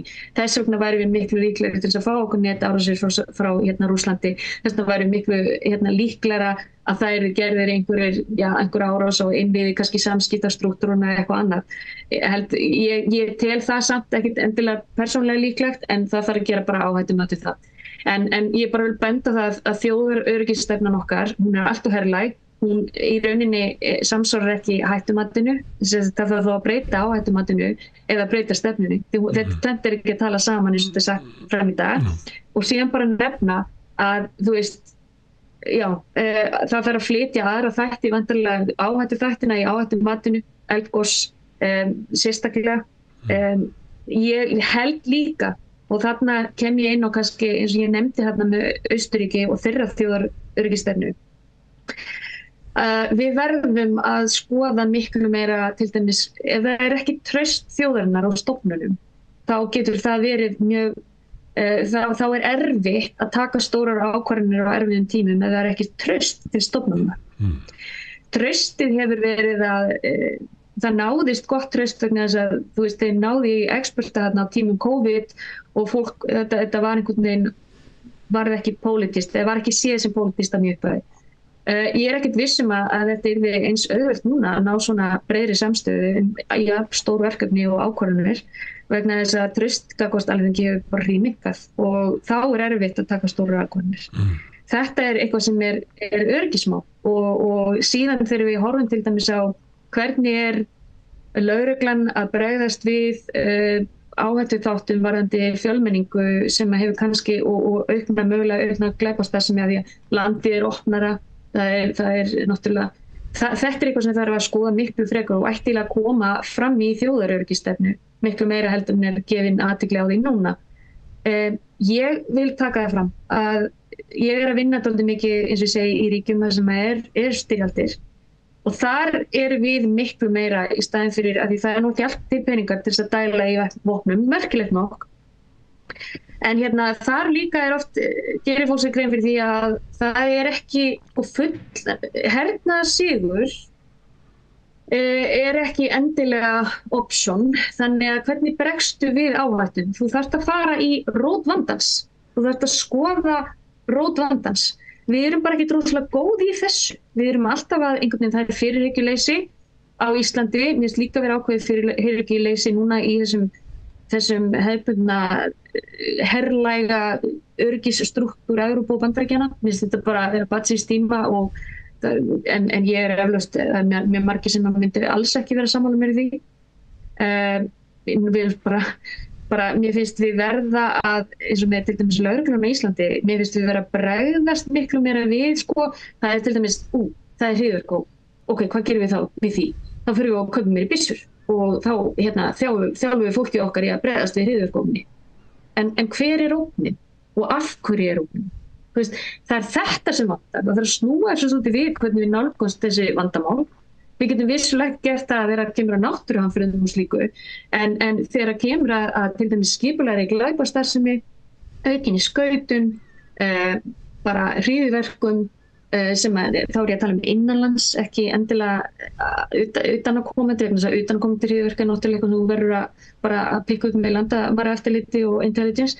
En já, og þetta með Ísland hefur ekki verið með til dæmis leyniþjónustu, allavega ekki opinberlega og hljóða séu örugglega eitthvað herbergi í utanríkisráðuneytinu, en sko þetta mjög negatíft orð að nota leyniþjónustu vegna þess að það gefur í kynna að þú sért að en það sem við ættum frekar að tala hvernig virkjum við til dæmis lögregluna til að vera miklu meira svona community oriented policing, ég veit ekki alveg hvað það heitir á íslensku. Það sem að sko þessir aðilar eru miklu meira involveraðir inn í samfélagið og eru miklu líklegri til þess að peka upp einhverjar hættur áður það gerast, frekar en að, eins og ég segja, vera að reyna að bregðast við hættunum þegar þær verða að veruleika. Ísland rosalega lítið land, það ætti ekki að vera erfitt fyrir okkur. Ég hef svolítið áhyggjur af því hvernig við erum að hafa okkur til dæmis í bara lögreglu, hvernig lögreglan að bregðast við bara, þú veist, almennum borgurum í mótmælendum og svona. Mér finnst þetta vera of aggressív nálgun á hvernig lögreglan að handla þetta. Ég hef persónulega verið að vinna með lögreglu víðsvegar út allan heim, þar sem við erum sérstaklega með að skoða hvernig de-escalatori í mótmælum. Lögreglan á Íslandi ekki góð þessu. Hún kemur einhvern veginn, virðist koma að þessu með einhverjum mjög aggressífum hætti sem ég bara reynilega ekki skil. Þannig að við erum ekki að tala vopnaða mótmælendur á Íslandi nema kannski þá pottur og pönnur í búsáhaldabyltingunni. Þannig að mér finnst við þurfa að bara fara í dálítið alvarlega skoðun, bara bæði hvernig við glímum við hætturnar innanlands, það þarf að skoða þær, ræða þær, það þarf að uppfæra þetta áhættumat, það þarf að uppfæra alla þjóðaröryggisstefnun okkar til þess að vera miklu breiðari. Mér finnst líka bara allt í lagi að eiga samtala það að þessi samningur við Bandaríkin frá 1951 og þetta að vera að eyða einhverjum peningum í vopna sem okkar comparative advantage ekki. Það vantar ekki að fólk vilji kaupa vopn. Mér finnst bara, mér finnst maður dáist rosalega mikið af til dæmis löndum eins og bara Möltu, sem ekki í Atlantshafsbandalaginu, þú veist, Írlandi, sem að reyndar benefita frá samstarfi Bretland, en ég dáist svolítið af þessum löndum vegna þess að þau hafa í rauninni, og þú sér það bara hvernig tóninn í öryggisstefnu allavega til dæmis Möltu, hvernig hann miklu meira svona ekki eins herlag eins og við. Það eins og við séum að því við erum ekki með hér, að það erum einhvern veginn að bæta upp fyrir það að vera með alveg fjölmarga blaðsíður Miðnesheiði og allar þessar samhæfðu aðgerðir með NATO og allt, þetta rosalega svona, ok, það frábært skilurðu, en eins og ég segi, þetta ákveðin öryggisvent fyrir Ísland að vera í þessu samstarfi klárlega, ég ætla ekki að draga undan því. En ég ekki endilega á því að mér finnst við verða að eiga samtal og sérstaklega ef að til dæmis Trump verður afturforseti í Bandaríkjunum sem að bara getur alveg skerst, þá ekkert víst að hann vilji halda áfram að borga eins mikið inn í NATO. Þú veist, ég meina það kom fram bara á síðasta kjörtímabilinu hans að hann var ekkert ánægður með það fyrirkomulega. Hvernig síðan mun fara fyrir stríðunni í Úkraínu þegar nýr forseti jafnvel ef að Trump kemst til valda, það ekkert víst að það verði nákvæmlega eins stefna. Þannig að ættum við þá alltaf ég meina, það alveg sama hvað gerist í Bandaríkjunum, mun okkar utanríkisstefna eins og þú segir, mun hún bara alltaf vera frá Pentagon. Það bara þannig að þegar við ætlum að hleypa inn hælisleitendum frá Venezuela að því að Pentagon það bara, let's face it, ég meina það var það sem gerðist, að við bara hlupum eftir Ameríkunum með einhverja stefnu í Venezuela sem ég ætla bara að leyfa mér að segja, ég hef fulla samúð með þeim í Venezuela, en náttúrulega ástandið í Suður-Ameríku bara einhvern veginn, þú veist, tilkomið vegna íhlutunar Bandaríkjanna í fleiri ári gegnum valdatökur og annað sem, þú veist, þannig að þetta bara því miður, þá Bandaríkinn þessi óstöðuleiki í Suður-Ameríku, hann á sér nú sögu. Og fyrir okkur Íslendinga að hoppa inn í með þetta var bara gjörsamlega fárulegt. Já, það vantar samtal. Má ég skjóta inn einu að því þú ert að tala traust á stofnunum og við getum líka rætt kannski traust á utanríkisstefnunni og öryggisstefnunni sem hlýtur að vera mikilvæg. Sömuleyti kom þessi stefna til tals í forsetakosningunum þar sem að eiginlega allir frambjóðendur andmæltu vopnasendingum til Úkraínu nema Katrín Jakobsdóttir og Jón Gnarr, en allir aðrir og þar með talin nýkjöri forseti Halla Tómasdóttir sem að talaði bæði mjög hart gegn vopnasendingum til á Vígvöllin og talaði líka fyrir að lausnin yrði að vera friðarviðræður og þær þyrftu að byrja sem allra fyrst. Þannig að hún var eiginlega sá frambjóðandi sem að var mest á skjön við þá stefnu sem að stjórnvöld reka. Og viðbröðin hafi verið þau að formaður utanríkismálanefndar Diljá Mist Einarsdóttir, hún var í spjalli í morgunútvarpi á Bylgjunni í vikunni, þar sem að hún var að tala um að þetta væri skítasendingar, svona skilaboð til Úkraínu, og svo var Þórdís Kolbrún með stóra grein í Mogganum í dag, þar sem hún var að færa rök fyrir því að við ættum auðvitað að senda vopnana inn, þannig að stjórnvöld eru byrjað að svara þessu. Og það sem að Halla var að orða held ég að sé raunverulega svona eitthvað sem að byggir á vilja almennings, á sér djúpar rætur í svona hugmyndum almennings þáttöku okkar í svona aðgerðum, að fólk almennt á móti vopnasendingum. En stjórnvöld eru strax komin eftir hún var kjörin, þá eru þau byrjað að gefa svolítið í svona rökstuðningin, að það sem verið að mætti eiginlega orðað þannig að verið að þrýsta tiltekinni stefnu upp á Íslendinga án þess að það hafi farið fram nein umræða, neinu ráði það og líklega má ætla það að sé eiginlega gegn vilja meginþorra almennings. Já, ég veit eiginlega ekki hvað við erum að þú veist, fílingurinn bara einhvern veginn þannig að við sem einhvern veginn að reyna að vera svolítið stærri en við erum. Þú veist, við erum 400.000 manna þjóð og ég veit ekki hvað eftirvæntingar okkar erindrekar og stjórnmálamenn hafa búið til niður í Úkraínu, en ég meina, ég get ekki ímyndað mér það að Zelenský eitthvað sérstaklega fútt út í íslensku þjóðina ef við værum ekki alveg bara partur af þeirra vopnasendingaprógrami. Ég held að það sé ekkert verið að búast við því af 400.000 manna samfélagi. Við verðum að fara að ákveða hvar við ætlum að vera, vegna þess að plaggið, þessi þjóðaröryggisstefna, gríðarlega herlæg. Allar okkar, allt sem við erum að gera svolítið eins og þú segir í trássi við, nú til dæmis forsætisráðherra búin að vera taka þátt í fjölmörgum bara svona ráðstefnum þar sem að tala að Ísland sé friðarland. Who are we kidding, skilur við erum bara orðin einn helsti, við erum búin að slíta sambandi við Rússland, við erum farin að bara kaupa vopn fyrir stríð sem keyrt áfram, sem bara mjög, mér finnst þetta mjög óþægilegt, og eins og þú segir flestir Íslendingar, en aftur á þetta að vera einkamál eins flokks sem fer með málaflokkin. Þú veist, ég meina, það svolítið crazy, við þurfum aðeins að skoða valdumboðið. Þegar við kjósum okkur fulltrúa inn á Alþingi og inn í ríkisstjórn, þá þetta fólk að vinna fyrir fólki í landinu. Mér finnst einhvern veginn eins og þessi bara farið með þessi ráðuneyti eins og einhverja prívat fífdóms og fólki bara það sem vill og það bara sést. Þannig að ég vonar hreinlega að ný ríkisstjórn breyti þessu og kannski að það verði bara settar skýrari línur. Hvar ætlum við að vera? Erum við friðarþjóð? Ætlum við að beita okkur fyrir friði og diplomatískum leiðum? Þú veist, eins og Malta, eins og, þú veist, nú Malta í öryggisráðinu, búin að standa sig mjög vel í öryggisráði Sameinuðu þjóðanna, bara eftirtektarvert hvað búið að hafa látið að sig kveða þar. Meina þetta smáríki eins og við. Mér hefur fundist til dæmis í málefnum Gaza og svona, þá horfi ég bara með undrun að sjá hvernig, þú veist, forsætisráðherrar Noregs, Spánar, Írlands, sérstaklega Írland og Noreg, þetta svona minnir ekki. Mér finnst við bara því miður vera með kannski þá fólk sem fer fyrir okkar málum sem ekki að endurspegla það sem við höfum lagt upp með sem þjóð. Þetta, ég meina, friðarþjóð.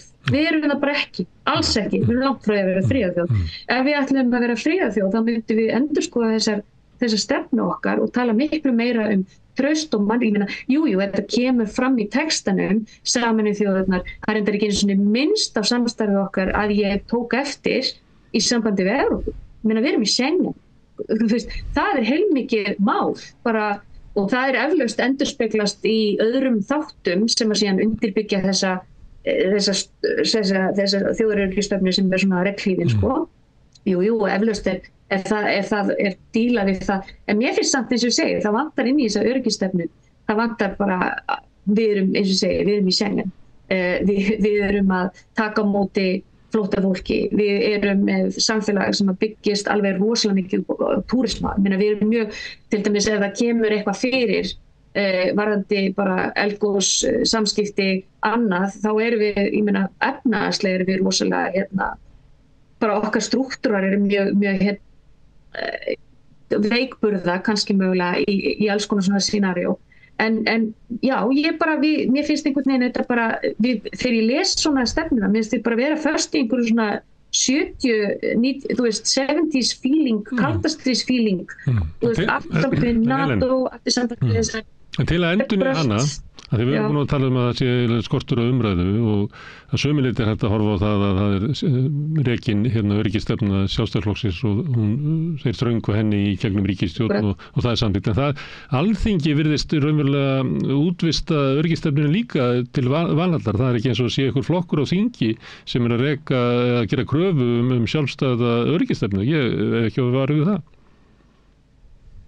Þetta er mjög interessant vegna þess að það eins og að fólk hafi ekkert sérstaklega mikið áhuga á utanríkispólitík.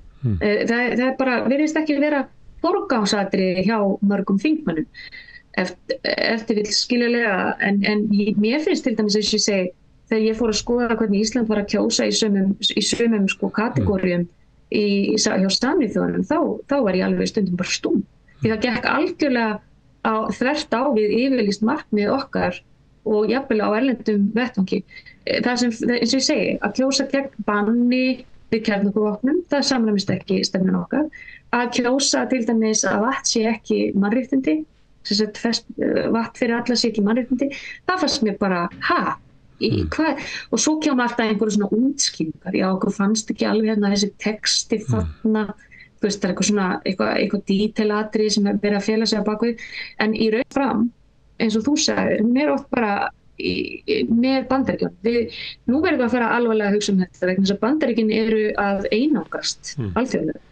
Og í rauninni að þá Úkraínustríðið sem sagt ég veit ekki hvort að sambandi hjá okkur eitthvað slæmt, en ég gerir ráð fyrir að þú heyrir í mér. Já, ég heyri þér. Ég ætla bara að segja að Úkraínustríðið heldur lífinu í NATO núna, sko. NATO, ég meina þegar Varsjárbandalagið var lagt af, þá hefðum við í rauninni átt að leggja af NATO. Við hefðum átt að, Atlantshafsbandalagið hefði átt að slíta því og búa til nýja varnarstrúktúra sem var samræmdust eftir kaldastríðstímann. Það held ég hefði verið miklu eðlilegra. En við erum með þetta stóra bandalag, eins og ég segi, það má algjörlega debata það hvort okkar öryggi sé betur hagað inn í því eða út í því. Það nú bara merkilegast við það.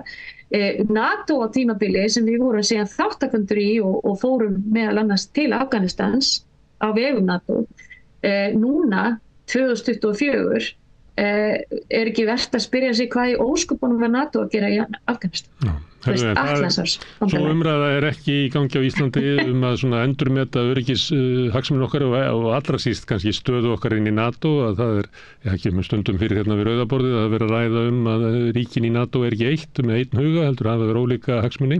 En hins vegar hafa íslensk stjórnvöld veitt Varðbergi styrk til þess að fara í skóla landsins og kenna æskuliðnum NATO, sem að ég held að Varðberg kalli friðarbandalag.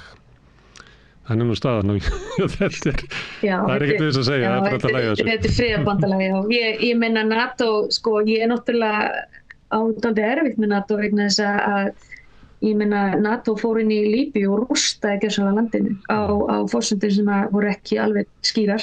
Þannig að NATO er með ákveðin svona, bakka. Ég ætla bara að segja sko að það sem þarf að gerast, gefum okkur að ný ríkisstjórn komi inn, að það fyrsta sem þarf að gera að endurskoða áhættumatið, það þarf síðan að taka samtal. Það væri rosalega gaman að sjá einhverju svona vinnuhópa sem að væru ekki bara einhver þingnefnd, heldur sko að involvera þjóðinni í samtali þjóðaröryggi Íslendingar sjálfra. Og þarna væri frábært að skoða miklu meira sko orkumálun okkar, það nú alveg eitt sem það þarf að uppgreita þarna í þessari stefnu. Því að ég held bara að þarna á þessum árum hafi bara Ísland ekki haft neinar áhyggjur af orkumálunum eða meira kannski árás á orkuna en orkustrúktúrum okkar en ekki endilega orkuskort og hérna þannig að það ýmislegt sem þarf að uppfæra dálítið mikið hérna og svo eins og ég segi, það þessi nálgun. Ég myndi gjarnan vilja sjá að við færum aftur í þetta tungumál sem var notað þegar við lögðum upp á stað með þess að þróa þjóðaröryggisstefnu, það sem miklu meiri áhersla lögð á Sameinuðu þjóðirnar, miklu meiri áhersla lögð á diplómatískar leiðir, samstarfi lönd. Ég held líka að ef við erum að tala okkar eigið öryggi, bara þú veist, varðandi glæpi, artificial intelligence, ef við erum að tala líka, hvað heitir þetta það þá efnahagsviðverk, þú veist svona, já, þú veist, að þá Þú ert ekki að tala það sem stóðu fyrir hruninu þú ert ekki að tala slík hryðjuverk sem eru heldur svona það sem verið að beita aðgerðum til þess að brjóta niður efnahagsríkja. Já, ég að tala peningaflott. Ég að tala til dæmis að Íslendingar, ég meina, við höfum verið bara virkilega skömmuð fyrir það að taka ekki á peningaþvætti og þannig að það eru alls konar atriði sem að ef við ætlum virkilega að tala samstarfi þjóða og þjóðaröryggi þá þurfum við að taka okkur saman í andlitinu víða þar. Síðan bara okkar við sjálf Íslendingar. Ég skil ekki af hverju í ósköpunum við erum 400.000 manns og það svo auðvelt að snúa við. Ég ekki að tala skautunina, pólitíska skautun, heldur ég að tala það virkilega, það möguleiki á því að við sjáum vegna þess að þetta snýst tækifæri á Íslandi, þetta snýst fólk sem nýkomið til Íslands, þetta snýst ég voru að afsaka ég vinn ekki af íslensku tungumáli þannig að oft flækist íslenska svolítið fyrir mér. En það sem ég að reyna að segja að það hætt við því að það skapist ákveðin gettós af útlendingum sem fá ekki sömu tækifæri, upplifa rasisma og það verði þessi að samfélagi raunverulega fari í það að þarna verði einhver hópur fátækra innflytjenda sem að geta síðan leitt út í það að það verði þjóðaröryggismál. Það er stefna íslenska stjórnvalda í dag að þessi þróun verði, það er bara þannig. Já, og það ekki verið að taka á sig vegna þess að það svo auðvelt að taka á sig og virkilega ef það pólitísku vilji til. Það miklu betra að vera í stað þess að vera fjárfesta í einhverjum vopnum sem að eiga að taka á niður þegar það að framkvæma hryðjuverkin. Ég ekki að segja að þessi hópur, vegna þess að nótabene eina fólki sem hefur verið síðastlegin mánuð dreigð fyrir íslensku lögreglu voru íslenskir hvítir menn sem og þetta sami í Bandaríkjunum að það enda að tala að ógnið sé miklu meiri frá hægrinu heldur en innflytjendum eða vinstri. En ég ætla bara að segja af því við þurfum að eiga þetta samtal. Við getum ekki haldið áfram að vaða áfram svona fyrirhyggjuleysi í þessum málum eins og öðrum að þetta fólk upplifi sig sem svona jaðarsett. Það öryggisvon og öryggisstefnan okkar verður að fara að taka með þessu og það þýðir meira bara economic justice, social justice, allir þessi þættir sem þess að þóru að tala réttlæti, efnahagslega, réttarkerfið okkar, hvernig það tekur á hlutunum líka. Mér finnst bara eins og ég segi, þetta plagg svolítið úrelt og þetta bara svona herrlegt plagg sem við þurfum að skoða og ég vona líka að, þú veist, ef við fáum nýja ríkisstjórn, þar sem við fáum kannski nýtt og ferskt blóð inn í utanríkisstefnun okkar og inn í stjórnarráðið sem að myndi þá sitja fyrir nýrri þjóðaröryggisstefnu að við förum aftur að friðelskandi þjóð og þá getum við ekki verið að kaupa vopn. Menna það gengur algjörlega gegn þeim skilabúm. Við getum ekki heldur bara kvittað undir hvað sem við þurfum að vera. Ég hefði til dæmis viljað sjá, ég veit þetta svolítið galið, en af hverju gat Ísland ekki, af hverju þurftu að hlaupa svona rosalandi pilsvöldin á Bandaríkjunum varðandi Úkraínu? Af hverju gátu við ekki verið landi sem að hélt einhverjum diplómatískri viðveru í Rússlandi? Það verður að vera samtal á milli. Hvort sem við erum að tala og það sama með Mið-Austurlönd. Að vinna hernaðarsigur í til dæmis varðandi Hamas, þá ertu raunverulega að tala fullkomna útrýmingu á mjög stórum hluta Palestínumanna á Gaza. Ef þú ert að tala hernaðarsigur Úkraínu yfir Rússum, það eina sem að það geti gerst að Rússland eigi ekki pening raunverulega til þess að reka hernaðarstefnu sig. En Rússland selur bara sínar auðlindir og sína olíu til annara en Vesturlönd. Þeir eru bara að selja olíu til Kína og þeir eru að selja olíu til vandalega Indlands og ég meina þannig að þú veist það eina sem að getur stoppa stríðið svona hernaðarsigur í Rússlandi ef að Rússland fyrir hausinn. Nú erum við 2-3 árum seinna, það er 2 árum seinna, það er ekki að fara að gerast. Við hljótum að sjá það. Þannig að það verðum að breyta. Við verðum að breyta taktík og við verðum að setja spurningamerki við þetta hernaðarbröld. Þeir einu sem greiða í dag, Gunnar Smári, eru hergagnarframleiðendur. Því að eins og ég segi, heimurinn ekki betur en að var fyrir nokkrum árum. Við erum að stefna í frekar ömurlega tilvist. Bara ég vinn mikið í Afríku. Það eru eintómstríð og maður sér ekki endilega fyrir endan á því vegna þess að eins og ég segi, það eru hergagnarframleiðendur, það eru svo miklir, það eru bara national interest sem og eins og ég segi, Vesturlöndin ekki spilað rosalega gott hlutverk í þessum löndum vegna þess að margt af því sem hefur gerst og eitthvað af þessu afleiðing náttúrulega nýlautu tímabilsins en það virðist vera, þetta óhugnalega herlæg sjónarmið sem eru yfirráðandi í dag og þetta eitthvað sem að smáríkin ætti að taka sér saman að einangra sig. Gjörsamlega að einangra sig á samþjóðanum og við hljótum að taka það svolítið inn í líka þegar við hugsum okkar eigin bandamenn. Fyrir okkar helsti bandamaður ekki betra að setja eggin í fleiri karfur heldur en að spila þetta svona rosalega sterkt. Og eins og ég set spurningamerki við það að aðild okkar að NATO ekkert endilega þjóðaröryggislega séð betra. Eins og ég segi, Írland ekki NATO, Sviss ekki NATO, Austurríki ekki NATO, Malta ekki NATO. Herir þessara þjóðar ekkert endilega að fara að standa gegn innrás, en líkurnar á innrás frá til dæmis Rússlandi, þær eru bara ekki til staðar að Finnland öðruvísi. Ég skil akkur finnar. Við getum ekki flutt inn öryggisstefnu annarra ríkja heldur verðum við að mjóta hana sjálf. Helen, kæra þakki fyrir að leyfa okkur að slá á þráðinn. Það búið að vera svolítið veikt sambandi hjá okkur þannig að við verðum að hætta núna en það er margt merkilegt sem hér kom fram. Kæra þakkir. Takk fyrir. En við ætlum að halda hér áfram við rauðaborðið að reyna að átta okkur á þessum heimi sem við lifum í. Næsti kafli eftir augnablik.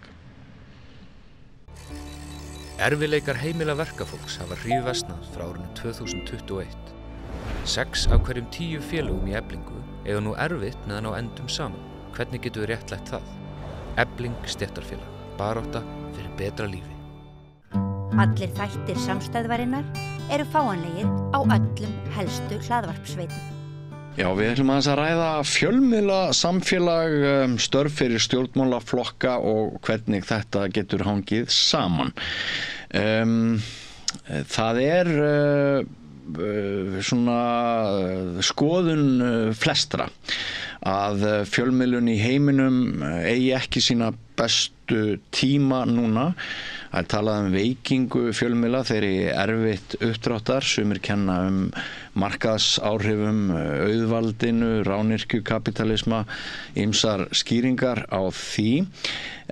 Aðrir nefna til sögunar að blaðamennskan sé einfaldlega að gjalda fyrir það að þetta er starf sem er kannski erfiðara að sinna í dag í samanburði við margar aðra breytingar sem hafa orðið. Vinnutíminn er óreglulegur, hann er 365 daga á ári, menn þurfa að vera vakandi, fylgjast með, launin eru frekar léleg. Það er pönkast á blaðamönnum frá morgun til kvölds. Það er aldrei neitt ánægður með fréttir blaðamanna, hvorki þessu landi né öðru landi. En hvort sem eitthvað að þessu ræður eða ekki, liggur til dæmis fyrir núna á skömmum tíma hafa 3 þjóðkunnir blaðamenn sem reyndar hafa sinnt öðrum störfum fært sig og eru orðnir starfsmenn þingflokka á Alþingi. Það er ekki langt síðan ég ræddi við Sunnu Valgerðardóttur og Atla Þór Fandal sem nú eru orðnir starfsmenn VG og Pírata, þingflokka þeirra hreyfinga og í dag ætla ég að ræða við Guðmund Gunnarsson en það eru bara örfáir dagar síðan hann sem fyrrum blaðamaður reyndar líka bæjarstjóri og ráðgjafi og hefur gegnt ýmsum öðrum störfum að rata sömu götu og orðinn starfsmaður þingflokks Viðreisnar. Velkomin Guðmundur. Takk Björn. Hvernig bar þetta til núna að sem sagt, þú ert náttúrulega fyrrverandi frambjóðandi Viðreisnar, þú ert sá Íslendingur sem að ég held að hafi verið 6 eða 7 klukkustundir á þingi fyrir þetta fræga Borgarnesklúður og ég finnum aðeins að fá kannski að frétta af því síðasta að því nýjasta í því máli síðar í spjallinu en var þetta eins og var þetta óvænt, gerðist þetta hratt að þú færir þið starfsmaður Viðreisnar flokksins? Já, það gerði það. Þetta átti svo nú ekki langan aðdraganda, þetta sé nú oft þannig í þessu svona síkvika umhverfi, þannig að það kemur engum óvart og það varð engin eitthvað, það rauk engin upp úr stólnum að ég skildi fara að vinna fyrir þennan tiltekna þingflokk fyrir Viðreisn. Ég er náttúrulega með stórt Viðreisnar hjarta og var náttúrulega í framboði fyrir flokkin fyrir síðustu kosningar eins og kannski varð frægt svona að endimum. En ekki við þig að sakast í þeim. Nei, ég ætla að vona ekki. Þetta átti sér ekki langan aðdraganda og ég tók mér örfá daga til að hugsa málið og svo bara kýtlaði þessi dýnamík það mikið að ég ákvað bara að stökkva á þetta. Það og ég get sagt það núna því að þú ert bara að grípa mig ég var nú bara að stökkva neðan á þingi og því að við erum í þessum undarlegu dögum þingloka þar sem að allt leikur á reiði skjálfi og verið að hamast við að reyna að koma málum í gegn og það verið að takast á hvað eigi að fara í gegn og stjórnarflokkarnir ná yngri samstöðu ná ekki að koma sér saman nokkuð skapaðan hlut og stjórnarandstaðan veit ekki neitt og það er mjög áhugavert að koma stíga inn í þetta umhverfi hafandi verið náttúrulega bara mikill áhugamaður það sem gerist á Alþingi og diggur áhorfandi alþingisrásarinnar, ég veit ekki hvað eru margir þarna úti en ég er einn af þeim. Já, ég líka. Já, þú líka og pabbi líka með að dagi sem ég það. Að koma síðan í þetta svona fylgjast með þessu þarna að Tjaldabæki og sjá alla þessa fundi, allt þetta. Það er allir pískrandi í sínum hornum, það eru margir fundir þar sem að 2 eða 3 standa þétt saman og búið að halla hurðinni. Það er mjög spennu þrungið andrúmsloft. Það er svona, ég hef aldrei verið á stórmóti í einhverjum íþróttum þar sem að mikið er undir og búið að undirbúa eitthvað mjög lengi en ég ímynda mér að þetta sé dálítið þannig eða jafnvel eitthvað skona það líður að frumsýningu í leikhúsi. Það eru allir spennustíð er óvenju hátt. Og það eru allir einhvern veginn svona að reyna að átta sig á því hvað mögulega að fara að gerast og svo breytist allt eftir korter. Ef við skiptum hópnum á Alþingi 2 lið, stjórnarandstöðu og stjórn, hvort liðið vinnur leikinn? Ég náttúrulega hef fulla trú á mínu þingflokki í Viðreisn og stjórnarandstöðunni.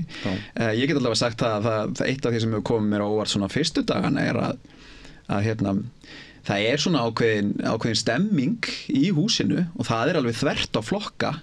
Þetta er hópur fólk sem að brennur fyrir samfélagið sitt. Ég held að alveg sama hvað fólki finnst einstaka flokka eða einstaka þingmenn. Það maður sér alveg að það er mikil ástríði á húsinu. Gríðarlega ástríði allavega, ég get sagt það innan þingflokks Viðreisnar. Ég get bara og þræl gaman, fólki finnst gaman í vinnunni. Það er svo áþreifanlegt. Eins og í blaðamennskunni. Eins og taltið í blaðamennskunni. Þegar við þekkjum út úr blaðamennskunni, þegar það er einhverju stóru hlutur að gerast, þegar það er einhver atburður, þá þekkjum við þetta. Þá bara, þetta laðar að sér þessa spennufíkla sem að svona, það hækkar tempóið og menn eru með galopin augun og finnst þér vera að taka þátt í og vera hluti af einhverju sem að skiptir máli. Og kannski sameiginlegt með starfi blaðamanna og þingmanna og þeirra sem eru aðstoðamanna í pólitíkinni að þetta gengur náttúrulega mjög mikið út á að kynna sér mál sem eru kannski nokkuð flókin en ná að kjarna þau og spýta þeim áfram á einhvers konar mannamáli þannig að sem flestir skilji það ekki? Jú, ég meina það, ég held að sko það er alveg rétt sem þú varst að tala um í inngangi að við þurfum það er ástæða til að hafa verulegur áhyggjur bara á stöðu blaðamennsku, sérstaklega í okkar litla landi og frjáls fjölmiðlun yfirleitt, það er mikið talað um þetta og það er rík ástæða til, en þessi hluti með sko að blaðamenn veljist í störf eins og þetta held ég að segja svona að liggur þetta dálítið beint við og það hefur oft verið talað um að fyrrverandi fjölmiðlamenn eru oft fara síðan út í það að verða pólitískir og fara inn á þing, það held ég að sé heldur ekki tilvílun því að eins og þú þekkir sjálfur að það að vinna sem blaðamaður, þú tilengar þér ákveðna færni í að vinna hratt úr gögnum, greina hratt á milli aðalatriða og aukaatriða og það er dálítið það sem að hlutirnir ganga út á í þinginu, sérstaklega svona að tjaldabaki. Það sem að það eru bara stór og flókin mál sem að hafa það sem mikið er undir þungir doðrandar og skýrslu sem að þarf að greina og ná út úr þeim kjarnanum. Já. Og þá er blaðamannareynsla bara, sko, ég enda þeirra skoðunar að blaðamannareynsla er óbúslega góður skóli í ótrúlega margt. Já, að kjarna hlutina, komast að aðalatriðum, koma þeim sæmilega frá sér hvort sem er í ræðu eða riti það er mjög mikilvægur eiginleiki bara líka út í lífið sko sama hvar borið er niður. Svo náttúrulega hafa augun á almannahagsmunum og taka með sér kannski reyna frekar að horfa á heiminn frá sjónarhóli þeirra sem eru undirsettir, þeirra sem hafa ekki mikil völd og þeirra sem hafa raddir frekar en frá sjónarhóli þeirra sem sitja hæst að Íslendingar eru ekki frábrugðnir öðrum þjóðum hvað það varðar að við viljum að þingmenn hugi að öllum og ekki síst þeim sem þurfa smá búst. Já, ég get allavega að ég er fyrsti árgangur sem að lærði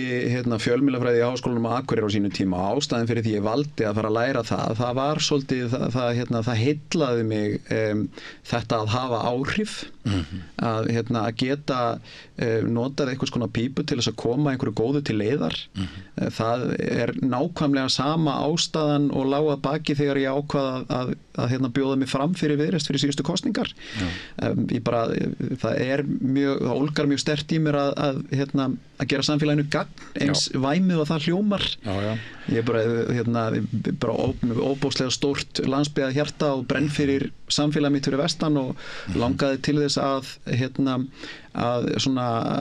vendla þeirri orku í réttar áttir þetta eru sömu hvatarnir og eins og þú ert að lýsa líka bara að velta upp málum sem að geta hjálpa þeim sem að höllum fæti standa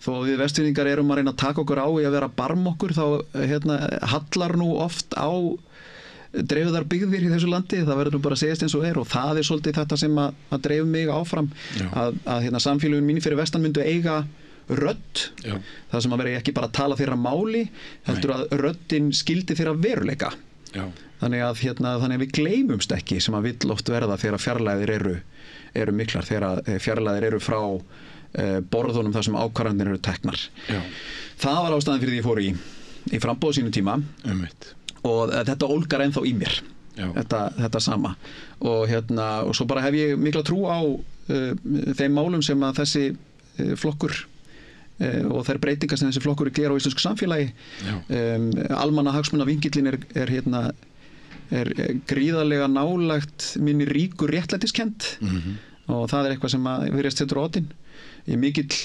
alþjóðasinni líka ég hef bara upplifað það sjálfur á eigin skinni að við þurfum stundum að flytja réttlætið inn að utan og sitt til dæmis í stjórn neytendasamtakana þar sem að við horfum upp á að allur réttur neytenda á Íslandi kemur frá útlöndum hvort sem okkur líkar betur eða verra að viðurkenna það að réttur neytenda í þessu landi hefur allur verið fluttur eins og munnað að vara eins og hverjum munnað að vara þannig að ég hef líka mikla trú á því að við höfum að teygja okkur meira út í alþjóðasamfélagið en ekki láta það ræða okkur að það þýði á sama tíma að við sem að afsala okkur einhverju. Nei. Við eigum bara að vera stoltari og stærri heldur en að óttast alltaf allt sem ekki stendur ekki í túnfætinu hjá okkur. Já. Mér langar að eiga við þig svona frekara samtal samfélagið hér á eftir, en það eru örugglega margir hlustendur áhorfendur sem eru forvitnir, vilja vita hvort það hefur einhver framgangur orðið, af því að þú varst að minnast á það þegar þú býður þig þarna fram til þings og ég segi að þú hafi verið þingmaður í 6 eða 7 klukkustundir. Já, það er rétt. Síðan verður atburðarás ólaunareindar. Já, en svo verður atburðarás og það er alls konar fúsk og það má nú alveg tala spillingu í þeim efnum, staðhæfi ég. Þingmenn að taka þátt í því að hafa eigin framtíð að segja í atkvæðagreiðslu, ekki mikil fagmennska á rannsóknum og vinnu sem þarna er unnin. Og eins og svo oft áður þá leitum við leitum þið leitið út fyrir landsteinana, þú ert annar af 2 eftir réttlæti og það er dæmt þér í hag. Er búið að leysa þetta? Er búið að greiða ykkur bætur? Ekki? Nei, það er það er að verða konið 2 mánuði síðan að dómur fjall. Já, mannréttindadómstólar Já, okkur í hag og þar sem að það er rauninni bara það er skýlaus það er algjörlega hafið við vafa, það er brotið þarna á rétti kjósendana. Þingið eða ákveðin hluti þingsins, meiri hluti þings tekur sér stöðu með sjálfum sér en gegn eigin kjósendum. Það er veruleikinn sem við stöndum frammi fyrir. Sem er mjög alvarlegt mál. Og ég meina við eigum alltaf að hafa í hávegum rétt borgarana og mannréttindi og þetta er hluti af því. Og það er mjög mikilvægt í lýðræðisríki að við göngum ekki óvarlega kosningar því að það er þaðan sem valdið sprettur. Og þarna var gengið, við skulum bara orða það mjög pent, óvarlega þá ferla sem eiga að ríkja til þess að þetta sé hafið yfir vafa. Stóra málið er að þetta er og var aldrei hafið yfir vafa. Við vitum ekki hver niðurstaðan var og það hafði áhrif á mjög marga einstaklinga. Hvort að við vitum, eða það eru einstaklingar sem sitja ennþá á þingi sem við vitum ekki hvort eiga að vera þar eða ekki. Einmitt, og þetta er alveg 5-7-8 manns sem að vafi leikur á hvernig hefðu getað endað. Já, 5 sem dött út og 5 sem að hrukku þóin. Það eru 10 þingmenn undir. Örlög 10 þingmanna voru undir. Einmitt, sem er nú ekkert smáraðis hlutfall. Nei, og það hefur alveg áhrif á dýnamíkina. En það sem hefur síðan gerst er að dómur fjall og þá heyrum við frá Birgi Ármannsyni, forseta Alþingis, að nú verði farið yfir dóminn og við vitum ekki annað en að síðan komi einhvers konar, þetta fer örugglega fyrir þeirra lögfróðu sérfræðinga og ríkislögmaður mun væntanlega taka þetta til skoðunar, en það sem hins vegar er þá óuppgert í rauninni er að ríkið sem að tapaði málinu, við lögðum íslenska ríkið, hefur 3 mánuði til þess að ákveða hvort að ríkið ætlar að áfrýja málinu til aðra dómstigs. Það er sérst 2 dómstig í mannréttindadómstólunum. Mér lögfróður, nú er ég ekki einu sinni lögfróður en maður er orðinn dálítið sjóaður eftir að hafa staðið í þessu karpi núna í 3 ár, að mér er allavega sagt að það myndi koma öllum mjög á óvart ef að ríkið myndi ákveða að áfrýja og fara með þetta upp á aðra dómstig. En þeir hafa allavega þess að þannig að nú bíðum við í rauninni bara eftir að þessi tími líði. Það er 1 mánuður eftir og hvað ætlar ríkið að gera. Það er að una þessari niðurstöðu en á meðan bíðum við og bíð ég. Ég er ekkit óvanur því í þessu máli.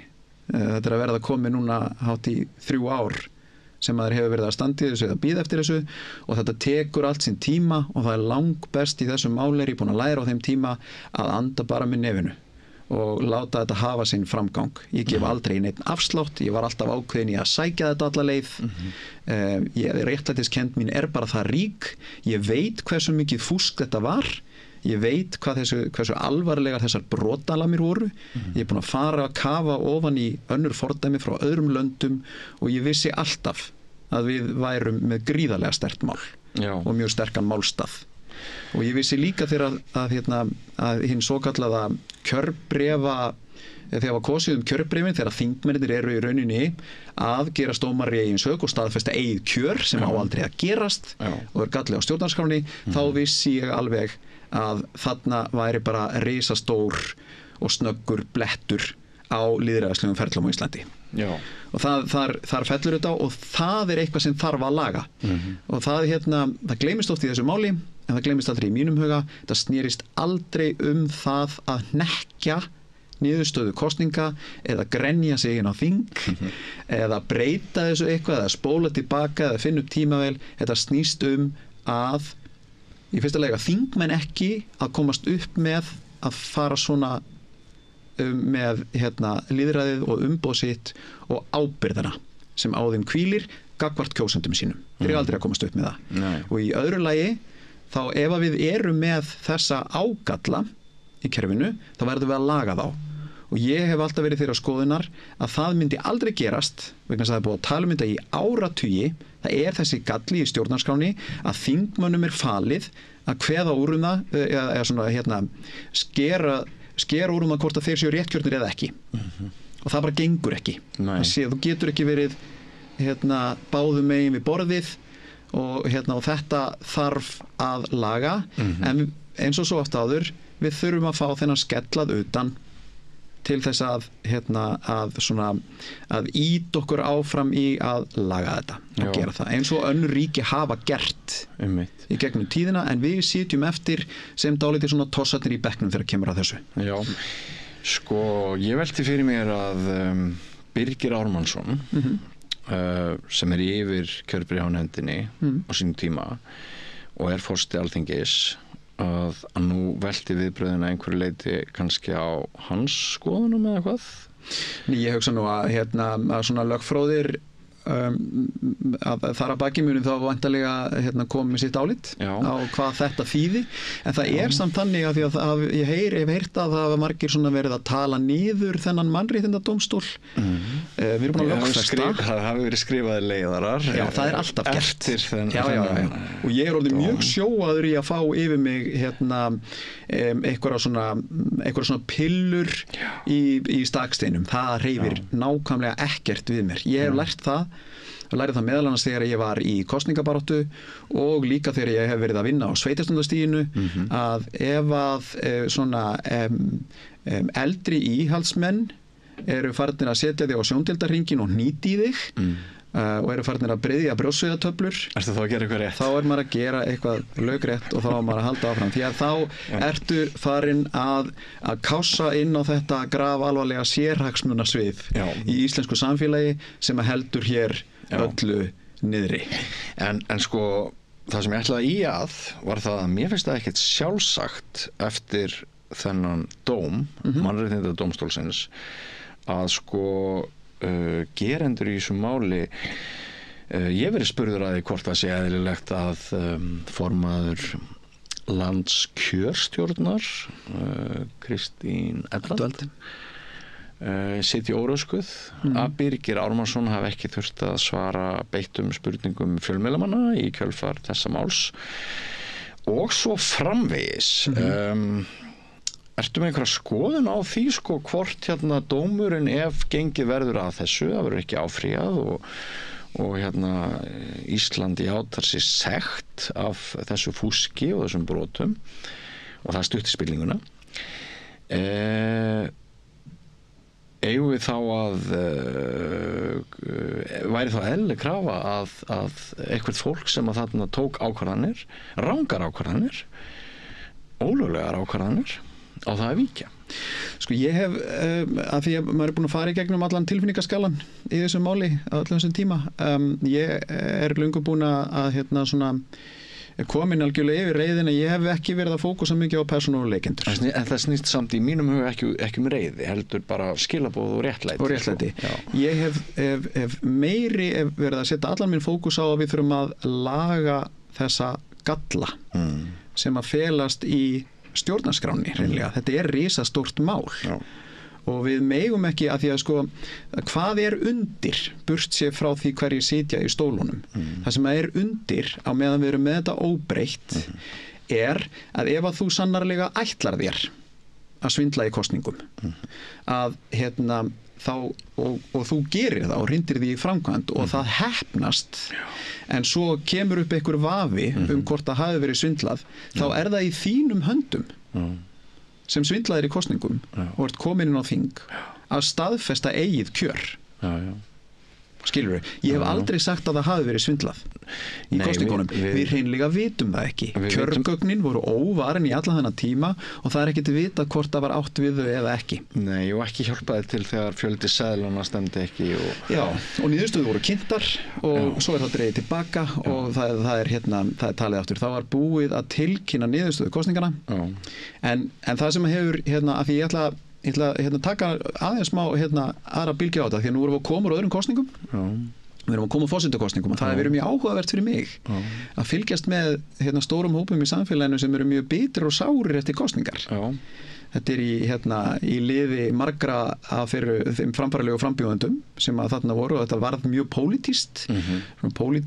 pólitískir stuðningsmenn og það var, ég sé að það var margir verið mjög bitri, sárir og reiðir Já, það var sorg og reiði og gall og eins og að sumir ætluðu hreinlega ekki heldur að sætta sig við útkomuna það var kannski áhugaverðast og nú er ég sérfræðingur í að eiga erfitt með að sætta sig við niðurstöðu kosninga en ég get sagt að það er því fyrr sem maður kemst yfir það að þú breytir ekki niðurstöðunni hvort sem þú misleikar hún eða ekki að þá hef ég verið að nota gardínukenninguna að þetta er svona svipað eins og þegar fjölskylda kemur sér saman að velja gardínur þær gardínur sem verða fyrir valinu er ekkit endilega þær gardínur sem þú valdir en þið þykir vænt fólkið sem valdir þær og þessar gardínur verða þarna í einhver ár og því fyrr sem þú sættir því við þær og bara svona og tekur þær í eitthvað svona sátt og ert ekki að láta þær fara í taugarnar á þér í hvert skipti sem þú lítur út gluggana eða óttalega þetta eitthvað astanlegar og ljóta gardínur því betra og bara sætta sig við að þær eru þarna og segja bara já þær bara venjast og þær eru bara fínar og þær eru örugglega eftir að þjóna sínum tilgangi sem er það sem gardínur gera hvort sem þið finnst það fallegar eða ekki og það held ég að sé svona eitthvað sem að fólk ætti að hafa í huga þegar það er svona að lenda eftir forsetakosningar vegna þess að reyndar ætla ég að bæta við mínu tilfelli það var þarna kannski dálítið öðruvísi því að ég þurfti að fara í málaferli við gardínufyrirtækið Þú þurftir ekki Já, það er ekki búið til núna en þetta er spurning að halda áfram með lífið og þú veist við ákvaðum að fara með þetta mál út og kæra það, unnum það frábært. Það sem að býður núna er að það þarf að laga þessar misfellur og svo þarf ég að sjá hvort að ríkið sé ekki tilbúið til þess að borga mér þessa peninga sem það skulda mér sem voru nú reyndar ekki háar upphæðir og eru nú ekki stóra málið í öllu samhenginu Ég er aðalega á höftunum eftir ég að fá kannski spariféð mitt tilbaka sem að ég sem ég setti í rauninni í málsóknina Já, í málsóknina Já, einmitt En eru svona bætur verulegar þegar þeir eru greiddar út eða er þetta aðalega fyrir kostnaði?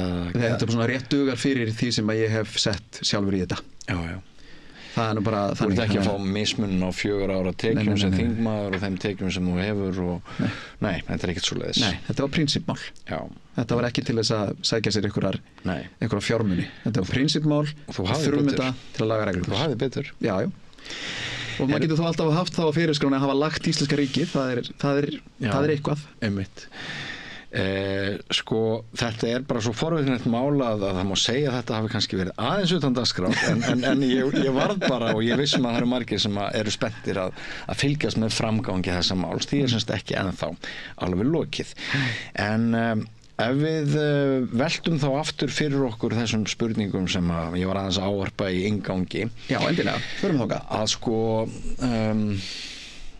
reynsla í fjölmiðlum það er bara eins og hún sé ekkert endilega vel séð lengur maður finnur það svona þegar maður horfir á breytingar sem hafa orðið á þeim miðlum sem eru kallaðir meginströms fjölmiðlar svona borgaralegir fjölmiðlar sem hafa mesta dreifingu náð til flestra og það eru þarna það eru nokkrir öflugir sem hafa verið lengi en þegar alltaf kemur að því að ráða nýtt fólk þá er ekkert endilega verið að ráða reyndarstarfsmenn Ef það eru ráðnir reyndir starfsmenn, þá eru það blað- og fréttamenn, þá er það ekki sú manngerð sem þekktust fyrir að rugga bátum eða vera ágeng eða vera líkleg til þess að tala máli almanna hagsmuna með öflugum hætti gegn hagsmunum stjórnvalda og auðvaldsins sko.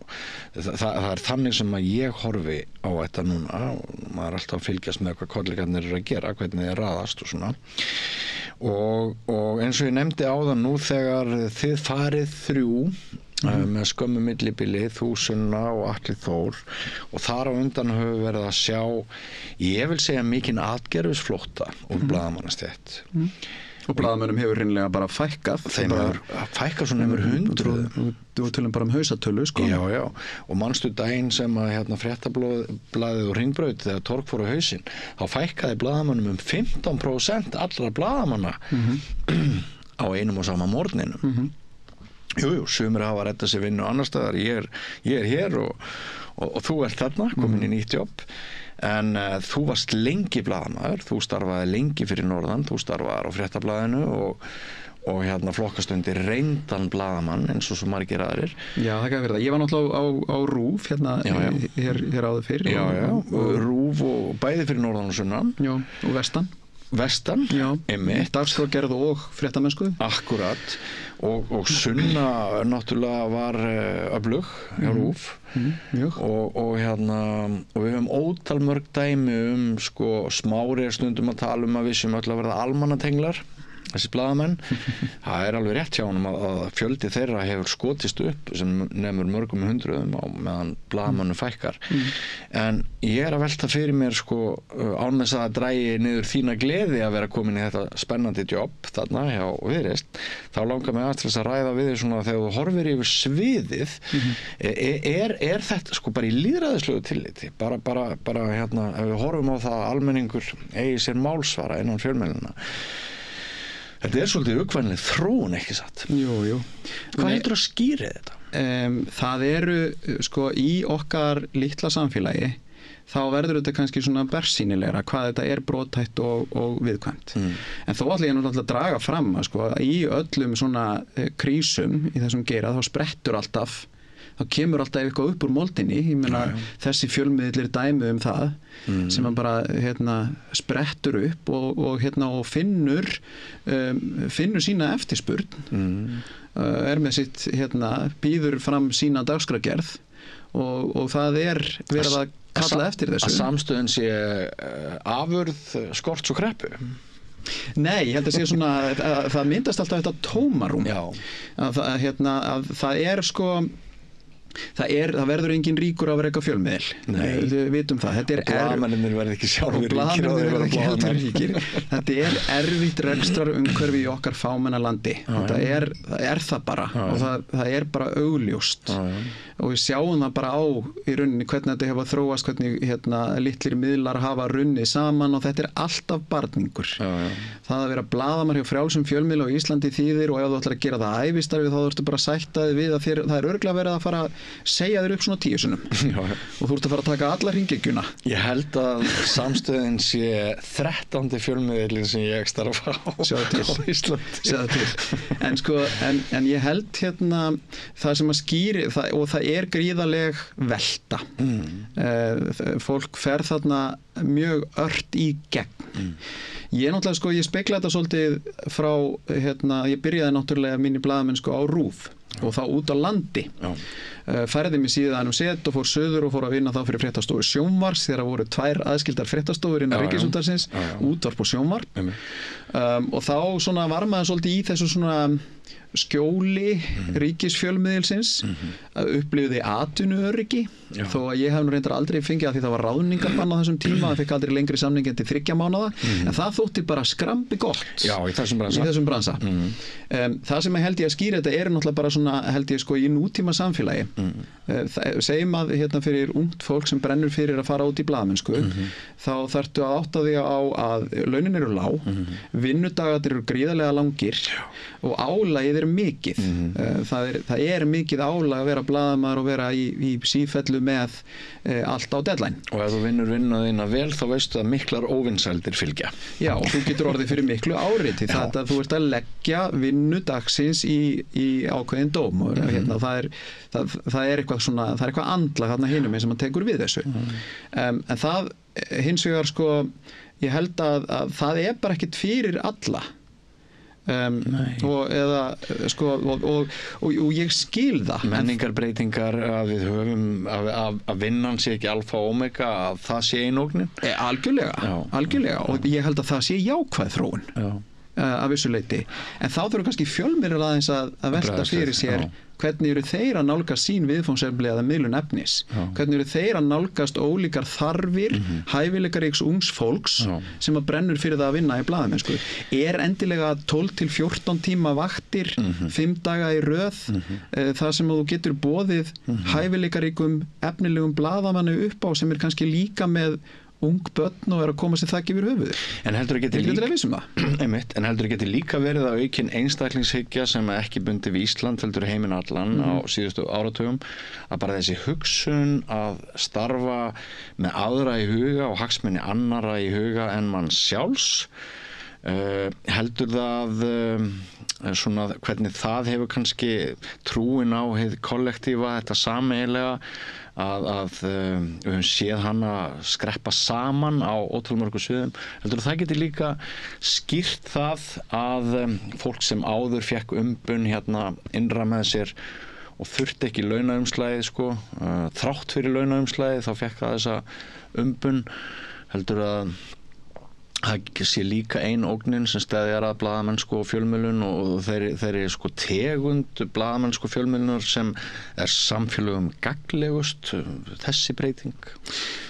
Ég bara þetta er svo sem áhugaverð á vangaveltur Ég samt einhvern veginn þannig innstiltur ég trúi á að við séum ekkert að glata neinni samfélagskennd eða samkennd þó að við séum kannski farin að setja svolítið ég held að við tölum oft þetta sem einstaklingshyggju en á sama tíma er þetta líka við erum meira drifin af því að vera meira með fjölskyldum okkar, vera meira með okkar nánustu kannski vera meira með börnunum okkar heldur en foreldrar okkar og afar og ömmur gerðu, vita þeim meiri ástof umhyggju og næringu það held ég að sé alveg jákvæð samfélagsbreyting meiri nánd milli í nánustu fjölskyldu. En þetta er neikvæð samfélagsbreyting við erum ábúrslega mikið í skjánum, það er sannarlega rétt og upplýsingaflæðið er rosalega mikið en mér langar svona kannski líka það sem að ég hef dálítið velt þessu fyrir mér ef maður til dæmis bara ef við horfum bara á Ríkisútvarpið í dag þá horfum við svolítið yfir flóruna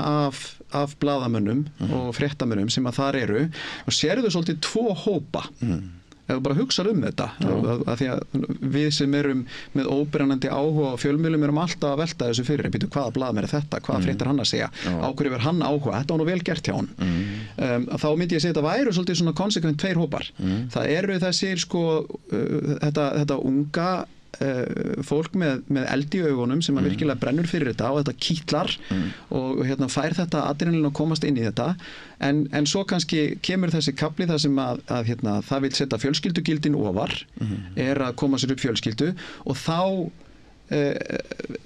eðlilega leita þau í rekstrar eða vinnu umhverfi sem að hendar betur þeim gildum að vera meira með fjölskyldunni og fá kannski örlítið meira að borga fyrir það og vinna færri vinnustundir.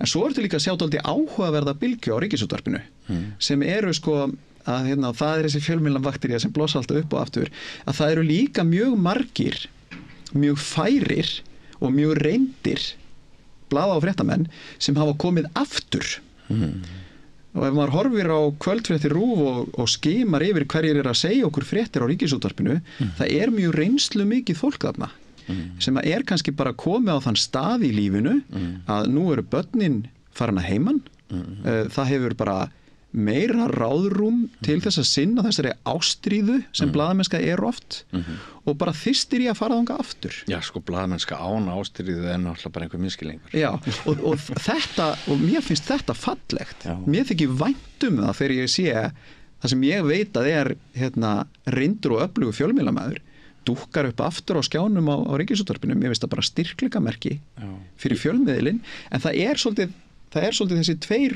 hópar og það er alltaf að fækka þarna í miðjunni. Já, sennilega. Þetta er svona tvær kynslóðir að segja okkur fréttir. Ég er sammála því sem þú segir, en ég horfi svolítið á sko hina reyndu og það sem komið tilbaka og horfi ég svolítið sko og spyr mig, ertu að sparka upp fyrir þig í valdið? og ég held ég hafi nefnt það áðan að sko mér finnst kannski færri og færri blaðamenn á þessum svokölluðu mainströms fjölmiðlum svona vera nógu iðnir að sparka upp fyrir sig í valdið en það er kannski meira skoðun, tilfinning heldur en umræða. Já, svo sem ekki það kann að vera í einhverjum tilfellum sko, þetta er það fylgir því mikið áreiti, ég held að við þekkjum það báðir að þú ert að fjalla umdeilt mál. Broddi Broddarsson sagði nú alltaf þegar ég var að byrja á RÚV og maður fekk kannski yfir sig og sérstaklega maður var að fjalla eitthvað pólitík eða sérstaklega maður að fjalla eitthvað í viðskiptalífinu að ef að það er í sæmilegu, ef gagnrýnin á þig og árásirnar og öskursímtölin eru í sæmilegu jafnvægi frá báðum áttum eða báðum flokkum eða vinstur og hægri þá ertu að gera þetta rétt.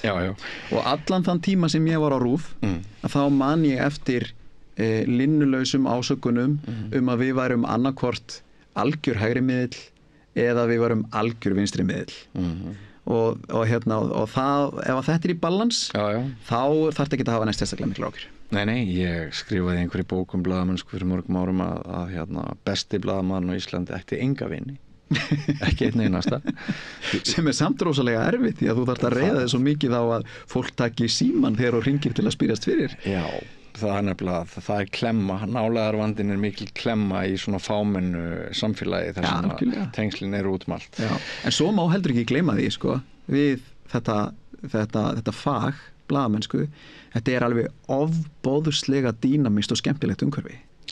Já, það er einhver ástæði fyrir því að klárinn leitar aftur þar sem hann er kvaldastur á milli þess sem fólk prófar ýmislegt. Þetta er ringiða dagsins, þetta eru málefni sem skipta almenning í landinu máli oft á tíðum og þetta er svona, mér fannst til dæmis alltaf þegar ég var á fréttastofu Sjónvarpsins mér fannst það svo heillandi umhverfi að því svo hefur maður unnið við alls konar síðan og þú ert oft kannski að garfi sömu hlutunum dag eftir dag að því finnst ekkert gang og ekkert gerast en í þessu fjölmiðla umhverfi allavega svona þessu dagbundna þá byrjaru í einhverju verkefni að mótni dags og þú klárar það áður en þú ferð heim í stríðsástandi og það er komin afurð. Já, þú ert í stríðsástandi því þú ert að fjalla eitthvað sem er abnorm kannski sérstakt og það er mikil óreiða og sko bara svo ég tali fyrir mig mér lætur vel að vinna í þessu stríðsástandi, þessu kaosi og hinnu afbrigðilega en að díla við hversdagslegan heima og ætla bara að eiga sér þægilegt spjall við fjölskylduna bara alls sem gengur vel í heiminum. Ég er ekki á heimavelli það. En það liggur eitthvað eftir þig. Já, það liggur eitthvað eftir. Og svo er það þessi dýnamík líka að þó að maður, þú veist, fólk hafi skoðanir og fáir yfir því gagnrýni eða reiðisímtöl en það er líka á hinbóin, þú farið líka jákvæðu umbunna.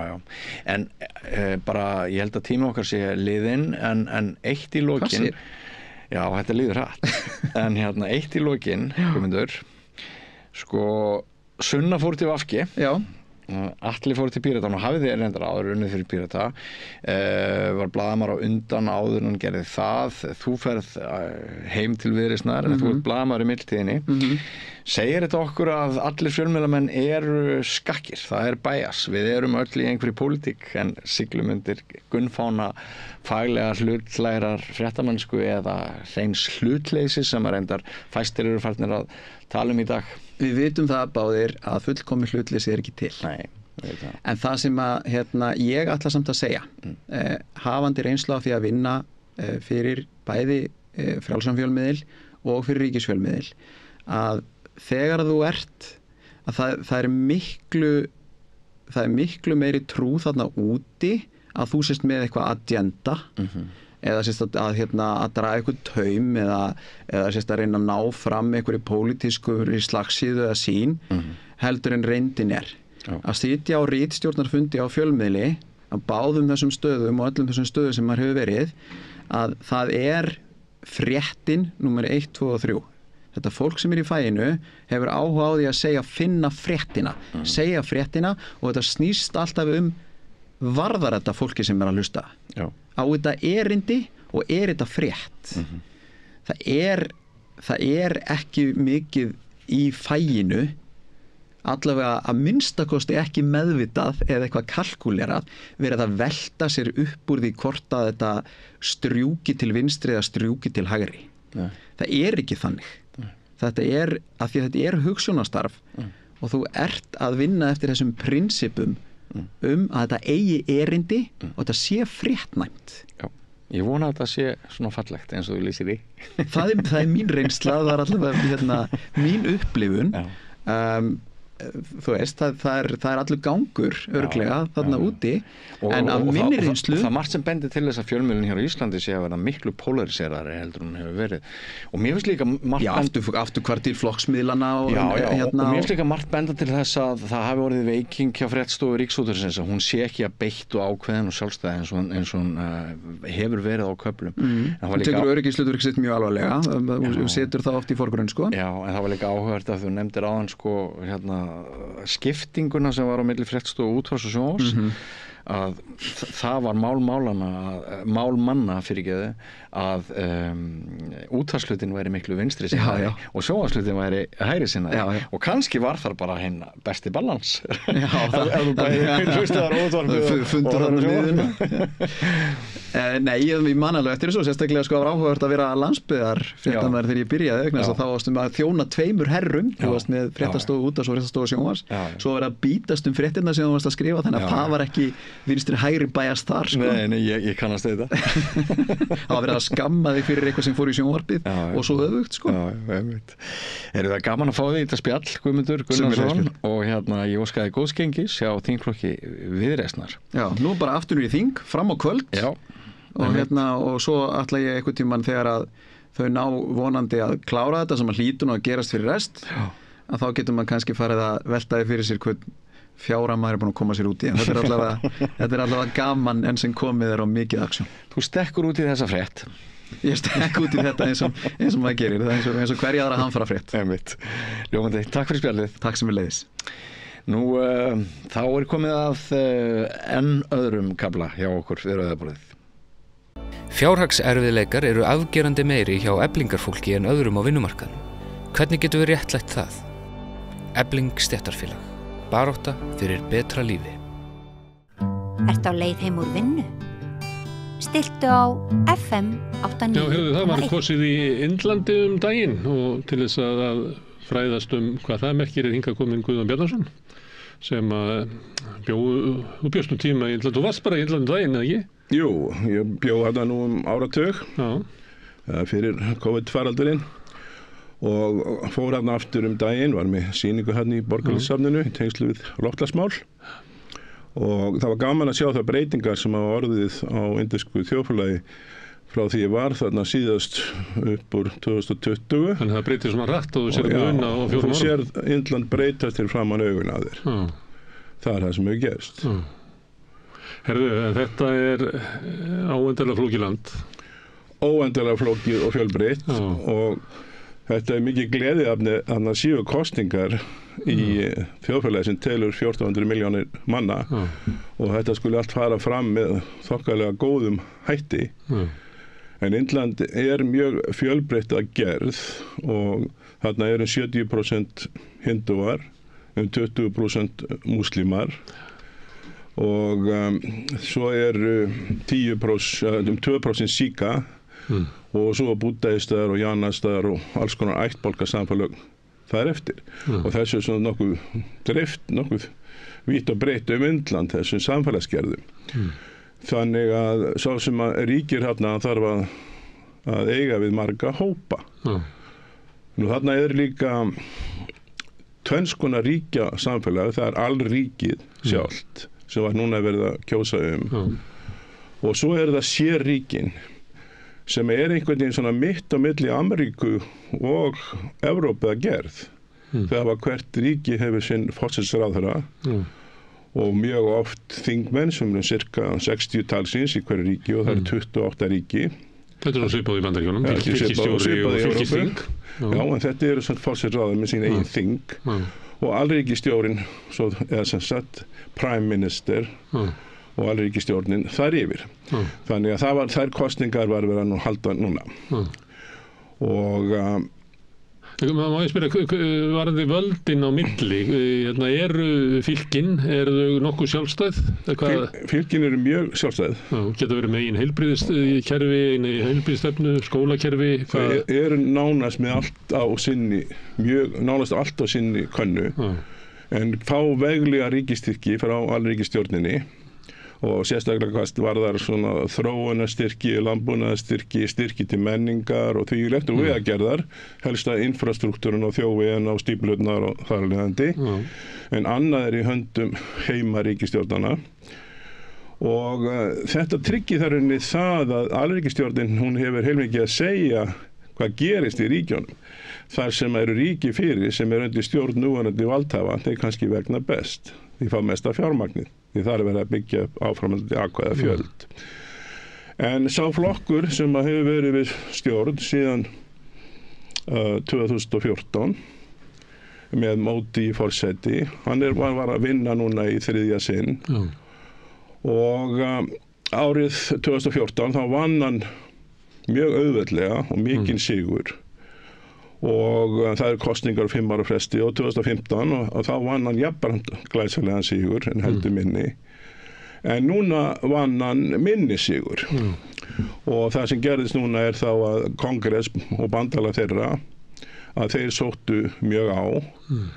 Þannig að nú komið svona heilbrigðara jafnvægi í indversk stjórnmál heldur en það var kannski fyrr. Og þetta mjög svona gleðilegt að það lýðræðisþróun skuli vera að fara í þessa átt. Af því ég held að sé ekki heilbrigt fyrir neitt ríki þar sem að einn flokkur hefur meirihluta lýðræði. Já, það leit út að Módi væri að verða að fara svona svipabraut og Erdogan í Tyrklandi eitthvað að hægt og bítandi myndi svona einn maður og einn flokkur drottna yfir öllu kerfinu. Fækka allri andstöðu í fjölmiðlunum, í háskólunum og víðar. Við séum þess að þróum víða. Þetta hefur verið rætt og þetta í ættu þann populisma og hægri öfgahyggja sem hefur sést víða. En það má ekki endilega segja að Módi sé populisti af því að hans flokkur, BJP, Bharatiya Janata flokkurinn, hann byggir á RSS sem flokkur sem var stofnaður bara í byrjun aldarinnar sem svona ungmennasamtök sem síðan leiddi til BJP stjórnarflokksins. Þannig þetta byggir á einhverjum grunni. En það sem sagt, nú bara spurningin hver verður áframhaldi þegar að Módi þarf að sækja í málamílanir til annara flokka með sínu bandalagi. Hvernig stjórninni verður þá haldið. En nóg af flokkum sem eru til í það að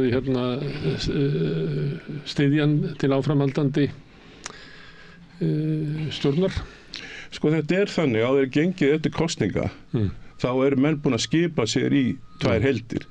Þetta ekki ósvipað í Bandaríkjunum sem milli republikana og demokrata og svo svona einstaka hlutleysir flokkar. Og svipað var kannski í Skandinavíu, rauða og bláa blokkin.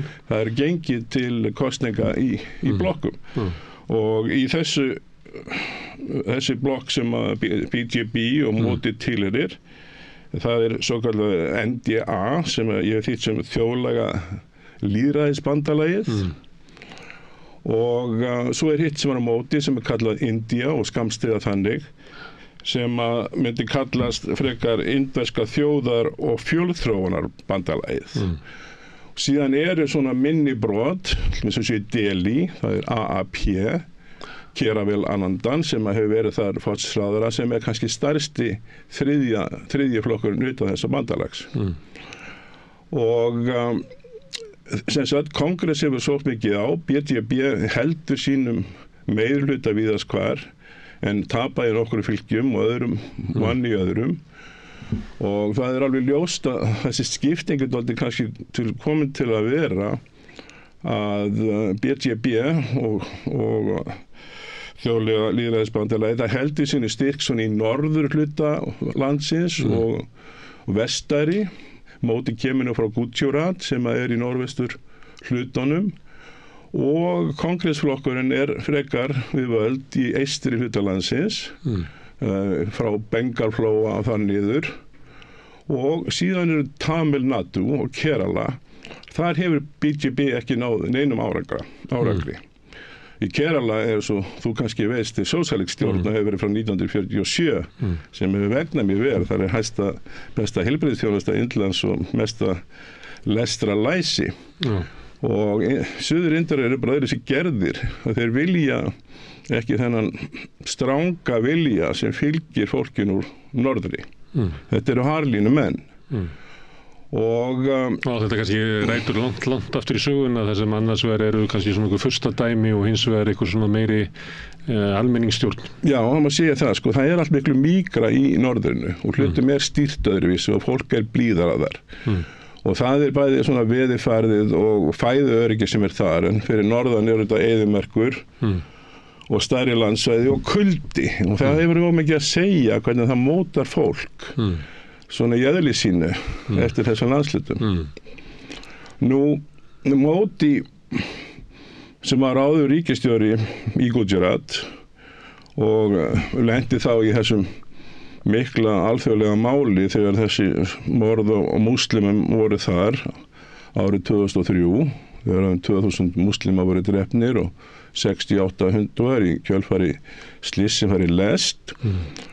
Og sem var bruna valdi, og þar hófstandi valda og var ríkisstjóri þenn tíma og hefur verið mjög umdeldur allt frá því síðan að það varð. Hann var eiginlega svona persóna non grata gjennom alþjóðlega heimi, en það breyttist allt þegar hann var forseti, þessast forsætisráðherra 2014. En hann var ljóst að hann mjög metnaðarfullur og hann var mjög metnaðarfullur strax og vildi strax sýna í hvað honum byggi og hvaða framtíð hann sæi fyrir Indland. Byggði þessa ógnastóra styttu af Patel sem ein hæsta stytt í heimi, frelsisstyttan í New York, til að sýna mátt og dýrð ríkisins, og Patel var nota bene sko ekki hliðhollur Gandhi. Hann var andspænisvonum, kallaði járkallinn af því hann sameinaði svo sinni þjóðirnar, en mikilvægur leiðtogi. Og síðan sem sagt má segja að Modi mjög styrtur atvinnulífinu strax í byrjun og hann var ljóst að hann myndi vinna mikið með atvinnulífinu, með að gera samninga við stóru fyrirtæki bættan infrastruktúr fyrir Indland, og það hefur hann svo sannarlega gert. Og það alveg bara merkilegt að segja frá því, nú ég svo nýkominn hérna, að það hreinlega verið að byggja nýja þjóðvegi, brýr, göng, lestar, metró, nánast hvar sem að farið Og almennt eru Indverjar ánægðir með þetta, að sé eitthvað að gerast í ríkinu þeirra. Og þetta dálítið vandasamt atriði, og annars vegar sko var þarna á kongress á sínum tíma búin að segja sínum leiðtoga frá Manmohan Singh, sem var virtur hagfræðiprófessor sem leiddi kongressflokkin, og við tók Rahul Gandhi, sonur Rajiv Gandhi, sem fórst í flugslysi, og hann var bara engin bógur gagnvart Modi á þessum tíma, og þetta var þvílík yfirbárakosning sem Modi vann. Þannig hann fór og fullt svingun í landspolitíkina og byrjaði að byggja sín verk með aðstoð stærstu atvinnufyrirtækjanna, og það komið vel á veg, en á meðan þurfti annað að setja á hakanum með að vera farið þessar framkvæmdir, og það að segja mál sem að snúa menntun og heilsi og almenni velferð og fleiri kerfi, eins og bændakerfið. Nú, hann fekk aftur vilyrði og með hreinum meirihluta aftur 2015, hefur haldið þessu áfram 2019 og og það var nú sagt strax í upphafi sko, ef að Módi myndi ekki takast á að ráða almennilega við hagstjórnina í þessu stærsta ríki sem varð árið 2023 þegar þau fóru fram í kynverjum. Þá myndi hann gera tvennt, hann myndi leggjast harðar gegn múslimum og hann myndi auk þess byggja hof fyrir guðin Ram sem á hafa fæðst fyrir réttum 100.000 árum síðan þeirra trú í borginni Ajodan. Og þetta gerðan bæði og það voru honum til mikils hróss að mati hindúa þegar hann opnaði þetta hof sem kostaði bara á við sko, meðalstóran alþjóðlegan flugvöll og núna 22. og 23. janúar þessu ári. Þannig að það sannarlega hjálplaði honum í kosningunum. Og kaldan hins vegar svo að hann fekk ekki fullt kjörfylgi í því ríki þar sem hofið var byggt. En það er til margs sko, Módi og ég ræddi við marga þarna úti. Ég þekki fólk hefur verið meðlumur í indverska verslunarráðinu, þannig ég þekki atvinnurekendur og efnað fólk og fólk í menningarlífinu. Og síðan fólk ánægt með hvernig hann ýtir hlutum áfram og það verður svona dálítið steikt og það ræðir mannréttindabrot eða fjölmiðla fólk og því líkt og rauninni almenna skort í landinu. En fólk vill gefa honum tækifæri en hins vegar kongressflokkurinn orðinn mjög þreyttur á hans valdastörfum og treystur honum lítt. Þannig þessi úrslit eru ákveðin hátt svona varnarsigur fyrir kongress sem aftur komin á spjaldið. Sem að leit út eins og að Indverjar væru bara hægt og bítandi að hafna þessum gamla valdaflokki sem réð mikið á eftirstríðsárunum. Já.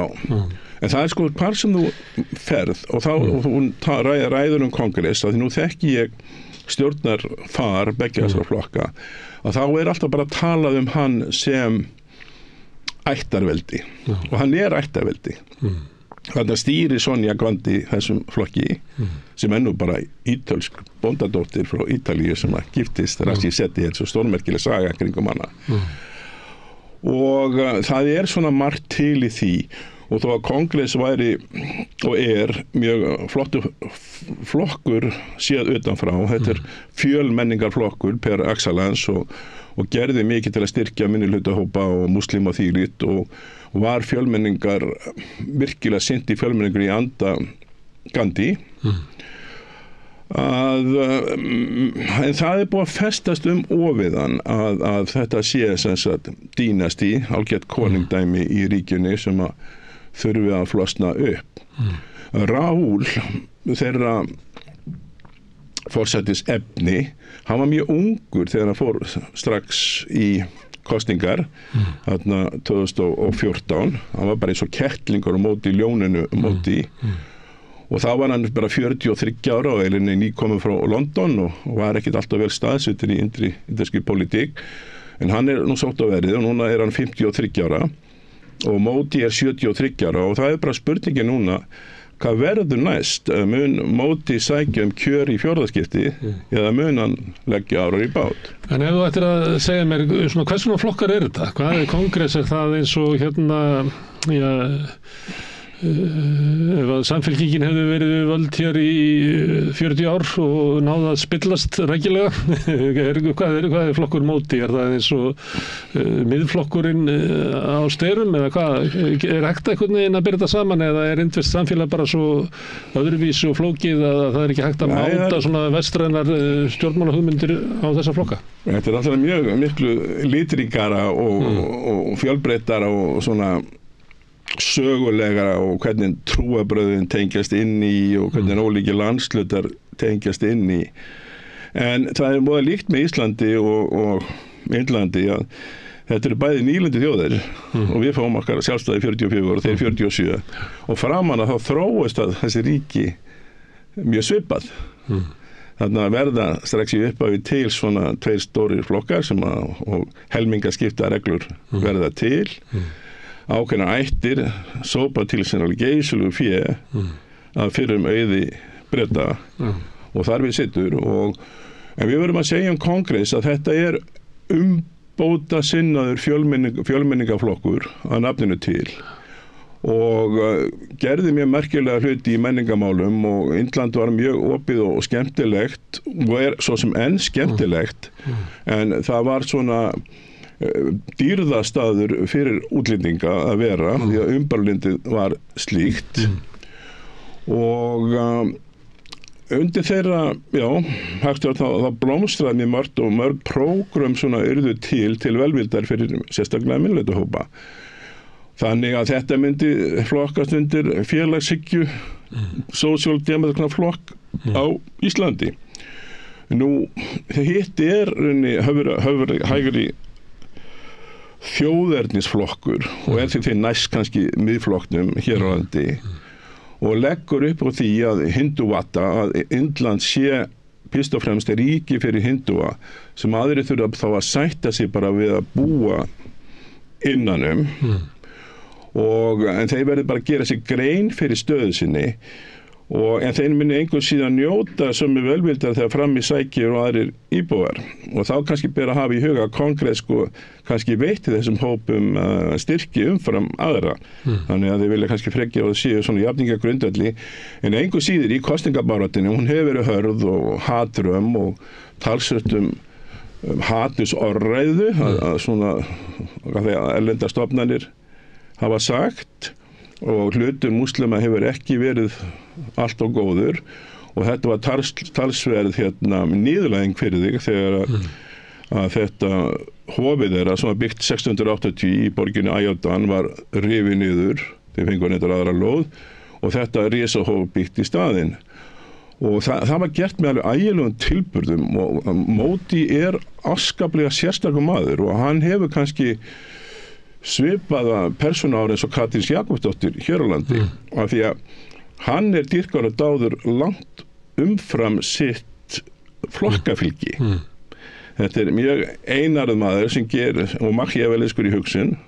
Hann sagði vera sívinnandi og þeir tala mikið vinnu sem hans og það haft réttum þegar hann var forsætisráðherra að þá fór hann alla trissur sem að engin indverskur þjóðingi hafi gert og vingaðist við allar sínar þjóðir og bauð 2 Bandaríkjaforsundum til sín og alltaf á ferðinni og hann svona hálfgerður munkur, hann sagði þessi skili frá fjölskyldu sinni til að sinna móðurjörðinni, nánast sem sin eigin konu.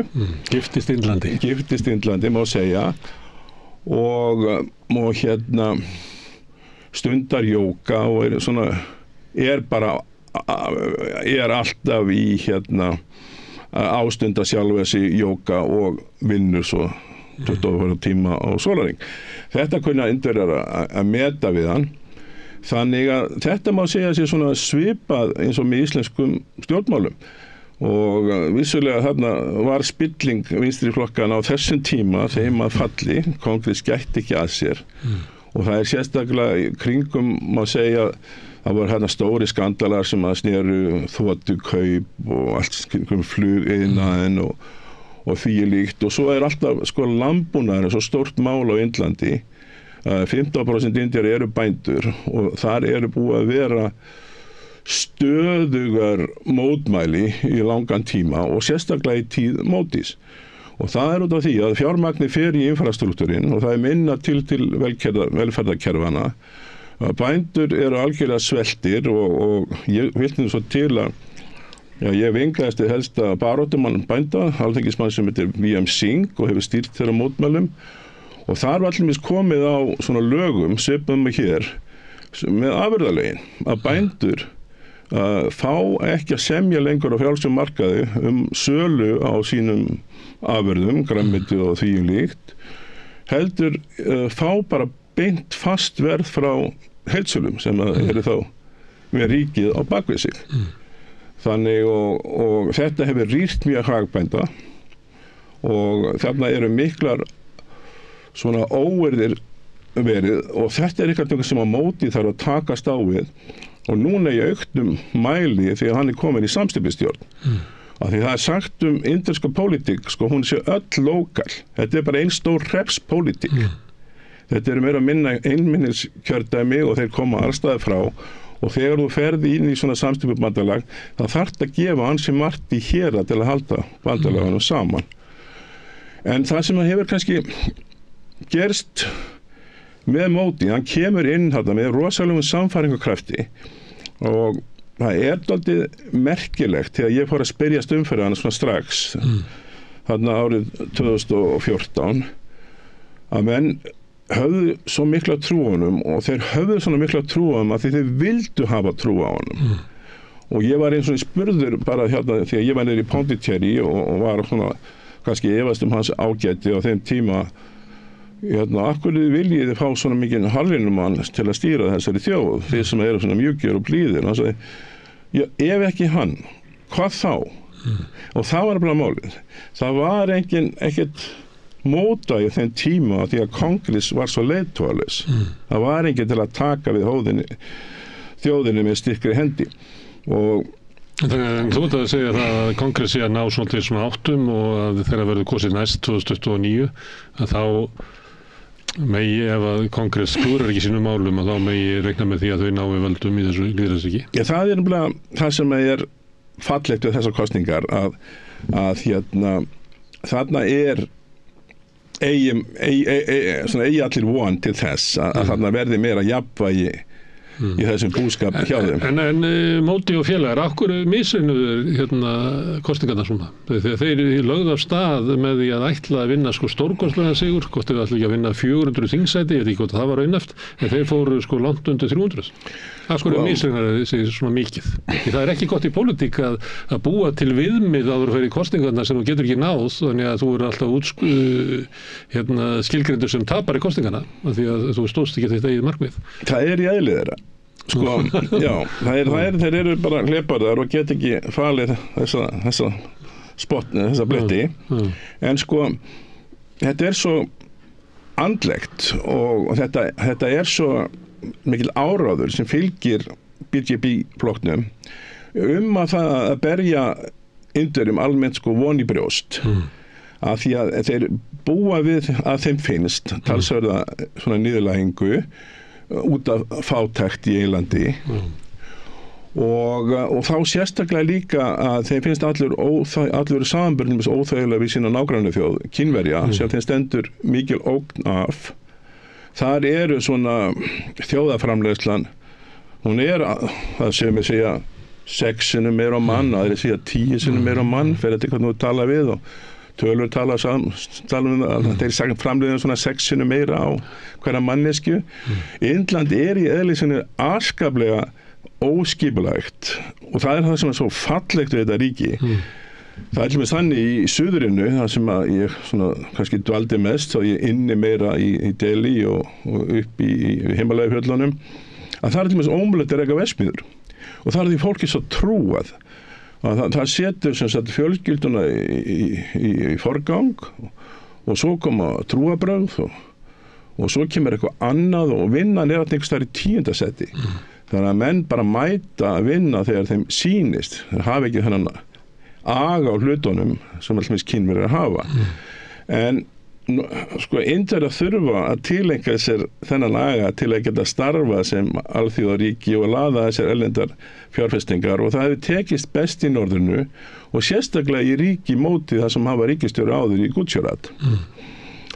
Þannig að margir eru sem að tengjast atvinnurekstri og svona finnst gaman og gott að sjá landið sitt þróast fram með einhverjum hætti svona með styrkari hætti.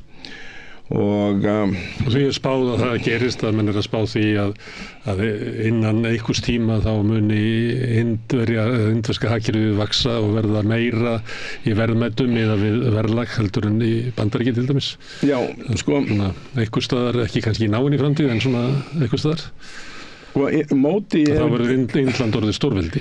Sko Móti hefur tekist að samfara þjóðsina og hans fylgismenn að þeir séu komnir þangað.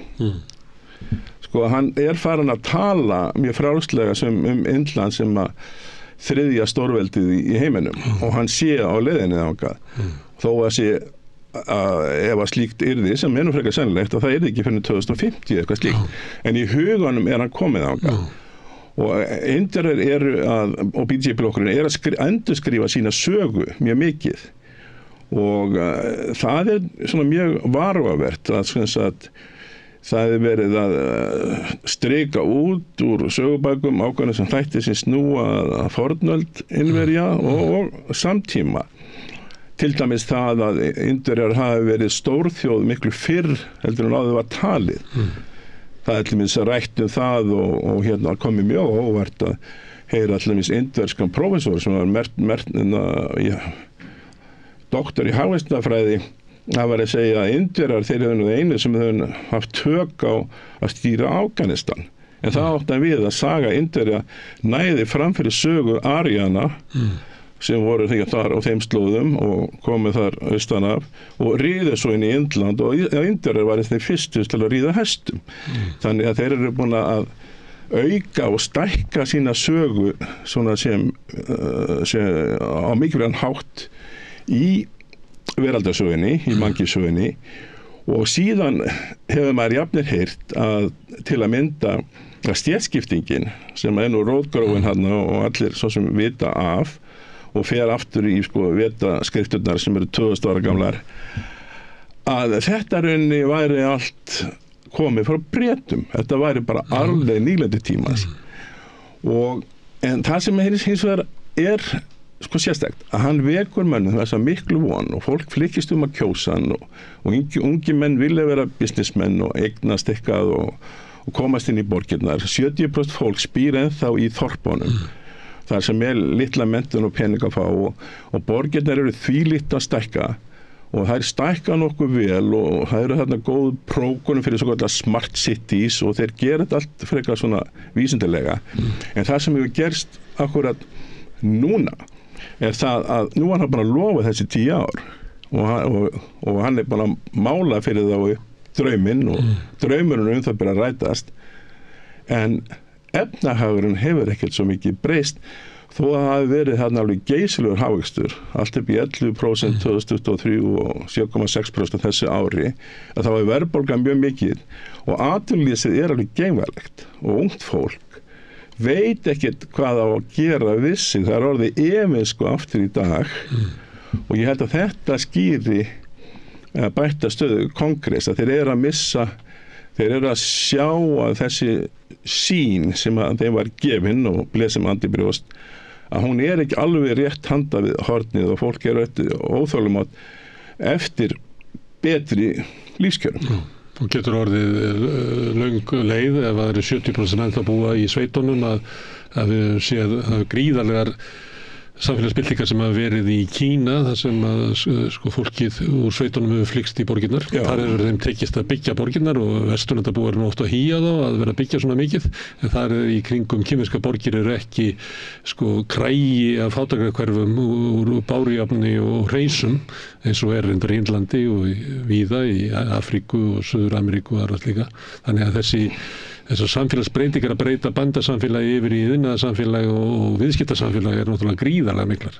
Og kannski erfitt að sjá að alríkisstjórnin í Indlandi hafi raunverulega þau tæki og burði til að stýra þeirri breytingu hafa alltaf ekki sömu tök á samfélaginu og kommunistaflokkurinn í Kína. Nei, þeir hafa alls ekki þessu sömu þjóðfélagslegu tök á fólki. Af því að fólk bara miklu frjálsara þar í hugsun og trúarbrögðin þau spila svo stóran hluta að þú sveigir ekkert endilega Indverjar til að gera það sem að þú vilt eða yfirvaldi vil og þráttur alltaf eruð með sinn dómskerfi og hæstarétt og allt og þetta virkar allt eftir sínu leiðum þó að sem fari stundum krísuvíkuleiðir og einhver spilling í dómskerfinu einhver sér þetta allt saman til og en þeir eru sko að leggja geysilega áherslu á svona tækni og stafræna væðingu kerfisins og mótið til mér hefur tekist það að gegnum svokallega monetization sem að lagði hérna í 2019 að ég held þar sem að hann skipti allir mynt í landinu þá náði hann að láta alla íbúa meira minna búa til reikninga í landinu til að taka móti nýju fé hann náði að skrásetja alla og hann náði að setja söluskatt á alla þannig að hann stækkaði mjög skattstofn bústofn ríkisins þannig að það eru auknir peningar að koma inn í kassan gegnum fleiri og þannig það aldrei að vita hvað hérna interim text og þeir þurfa að afla mikið af því út af kynverum og slíkt að hérna og ógninni frá Pakistan sem mjög raunveruleg fyrir þá það samkomulag milli Pakistan og Kína að taka yfir Kashmir ég var þar núna fyrir 2 vikum á þessum slóðum og þannig eru hermenn út allt og eru svona allt stöðut undirlandi átök en þeir þurfa að eyða alltaf 3,5% af sinni þjóðarframleiðslu til hernaði til að mynda og það ekkert smá í ríki þar sem 200 milljónir manns með minna en $2 á dag í laun þeir hefur svo gjarnan geta eitt þessu peningum í eitthvað allt annað og þannig kemur annað inn og það það sko Módi, hann mjög umhugað að hann verði einn af þessum stóru þjóðarleiðtogum og ég segi, hefur lagt sig í líma við að kynnast öðrum leiðtogum og núna í fyrra þá voru þeir með stóra ráðstefnu í sínu ranni GK20 og hann hefur barist mikið fyrir loftslagsmálum og það galdur líka hversu mikið Indlandir var miklu hreinna heldur en áður var eitt af hans fyrstu slókunum í upphafi var toilets, not temples að byggja frekar salerni heldur en fleiri hof og það hefur verið gerð gangskur í því að hreinsa Indland og umferðið mjög skána með nýjum mannvirkjunum og Indlandi allt orðið hérna en vandamálið aftur þetta hann hefur þessa sín að vera leiðtogi á heimsvísu og talar mikið að Indland þurfa að leggja sitt til loftslagsbreytinga til að mynda sem málan í dag en tala jafnframt það geti ekki gerst fyrir 2070 sem hvað 20 árum seint og þegar Obama og Trump komið þá bilaði mjög til þeirra að vestrænu ríkin myndu greiða peninga til Indlands til að bæta upp þann tíma sem henni græddu þegar nýlendistefnan var hér. Þetta sjónarmið sem víða og nokkuð til í því. En hvað Indverja snertir að þegar hann að tala þessar svo sem þeim finnst háflegu hugmyndir að bæta loftslag í heiminum og Indverja þurfa að taka þátt í alþjóðlegu samstarfi og því að þá þeir bara í vandræðum með hita heima hjá sér, flóð og þurrka sem að þúsundur og hundruðs manna að deyja úr á sama tíma þannig að þeir tengja ekki við þessar hálætari og stærri hugsanir hans vegna þeirra vandamála sem þeir hafa sjálfur bara í einu ranni út á sömu málum Guðjón, takk fyrir að koma hingað og ræða Indland Mín ánægja og þetta verður lokin hjá okkur í kvöld við Rauðaborðið, þakka Guðjóni og gestur sem hafa hingað komið, ég þakka Birni Þorlákskjalla fyrir hjálpina, hann var með nokkur viðtöl hér og þökkum líka Laufey og Pétri fyrir að taka upp og senda út og ykkur sérstaklega fyrir að hlusta og breyta þessum samtölum okkar í fjölmiðlun þið getið hjálpa okkur við að byggja upp dreifikerfið með því að segja vinum og vandamönnum frá efni sem ykkur líkar hér, þið bent á að við erum á Facebook og YouTube og við erum í öllum hlaðvarsveitum, við erum í útvarpinu 89,1 á höfuðborgarsvæðinu, það má líka sækja þær útasendingar á spilarin.is á netinu og spilarinn líka app sem að hlaða niður í síma og hlusta á samstöðun og allar íslenskar útvarpsstöðvar hvað sem í heiminum, það sem nett og svo erum við komin í sjónvarpið til þeirra sem svo heppin að skipta við síman, þar eru númer 5 á fjarstýringunni, kannski munu önnur fjarskiptafyrirtæki bjóða sínum viðskiptavinum upp á efni frá samstöðunni 24 tíma sólarhring, 7 daga vikunar, allan ársins hring, samfélagsumræðu, þetta Rauðaborð og í öðru þáttum samstöðunar. Þið sem að vilja taka þátt í að byggja samstöðuna, geti gerst áskrifundur, það kostar 2.500 krónur, þið farið þá inn á samstöðun.is, það hnappur sem ástendur áskrift þar getið þið skráð ykkur fyrir áskriftinni, þið getið borgað meira þið viljið og þeir sem að kjósi getið látið áskriftina renna sem félagsgjöld inn í Alþýðufélagið og það Alþýðufélagið sem á og rekur samstöðuna, allt sem við sjáið hér og heyrið í boði áskrifenda og það eru þeir sem hafa byggt upp samstöðuna. Ef að þú telur að það sé gildi í því að hafa samstöðuna í íslensku samfélagi, þá ættir að velta fyrir þér að slást í hópinn. En þetta búið í bili, næst verður rauðaborðið hér klukkan 4 í eftirmiddaginn á morgun, þá vikuskammtur, þá förum við yfir fréttir vikunar og stöðuna í samfélaginu. En þangað til, þá segi ég bara góða nótt. Segðu það á Samstöðinni. Samstöðin í eigu hlustenda, áhorfenda og lesenda. Sláist í hópinn og gerist áskrifendur.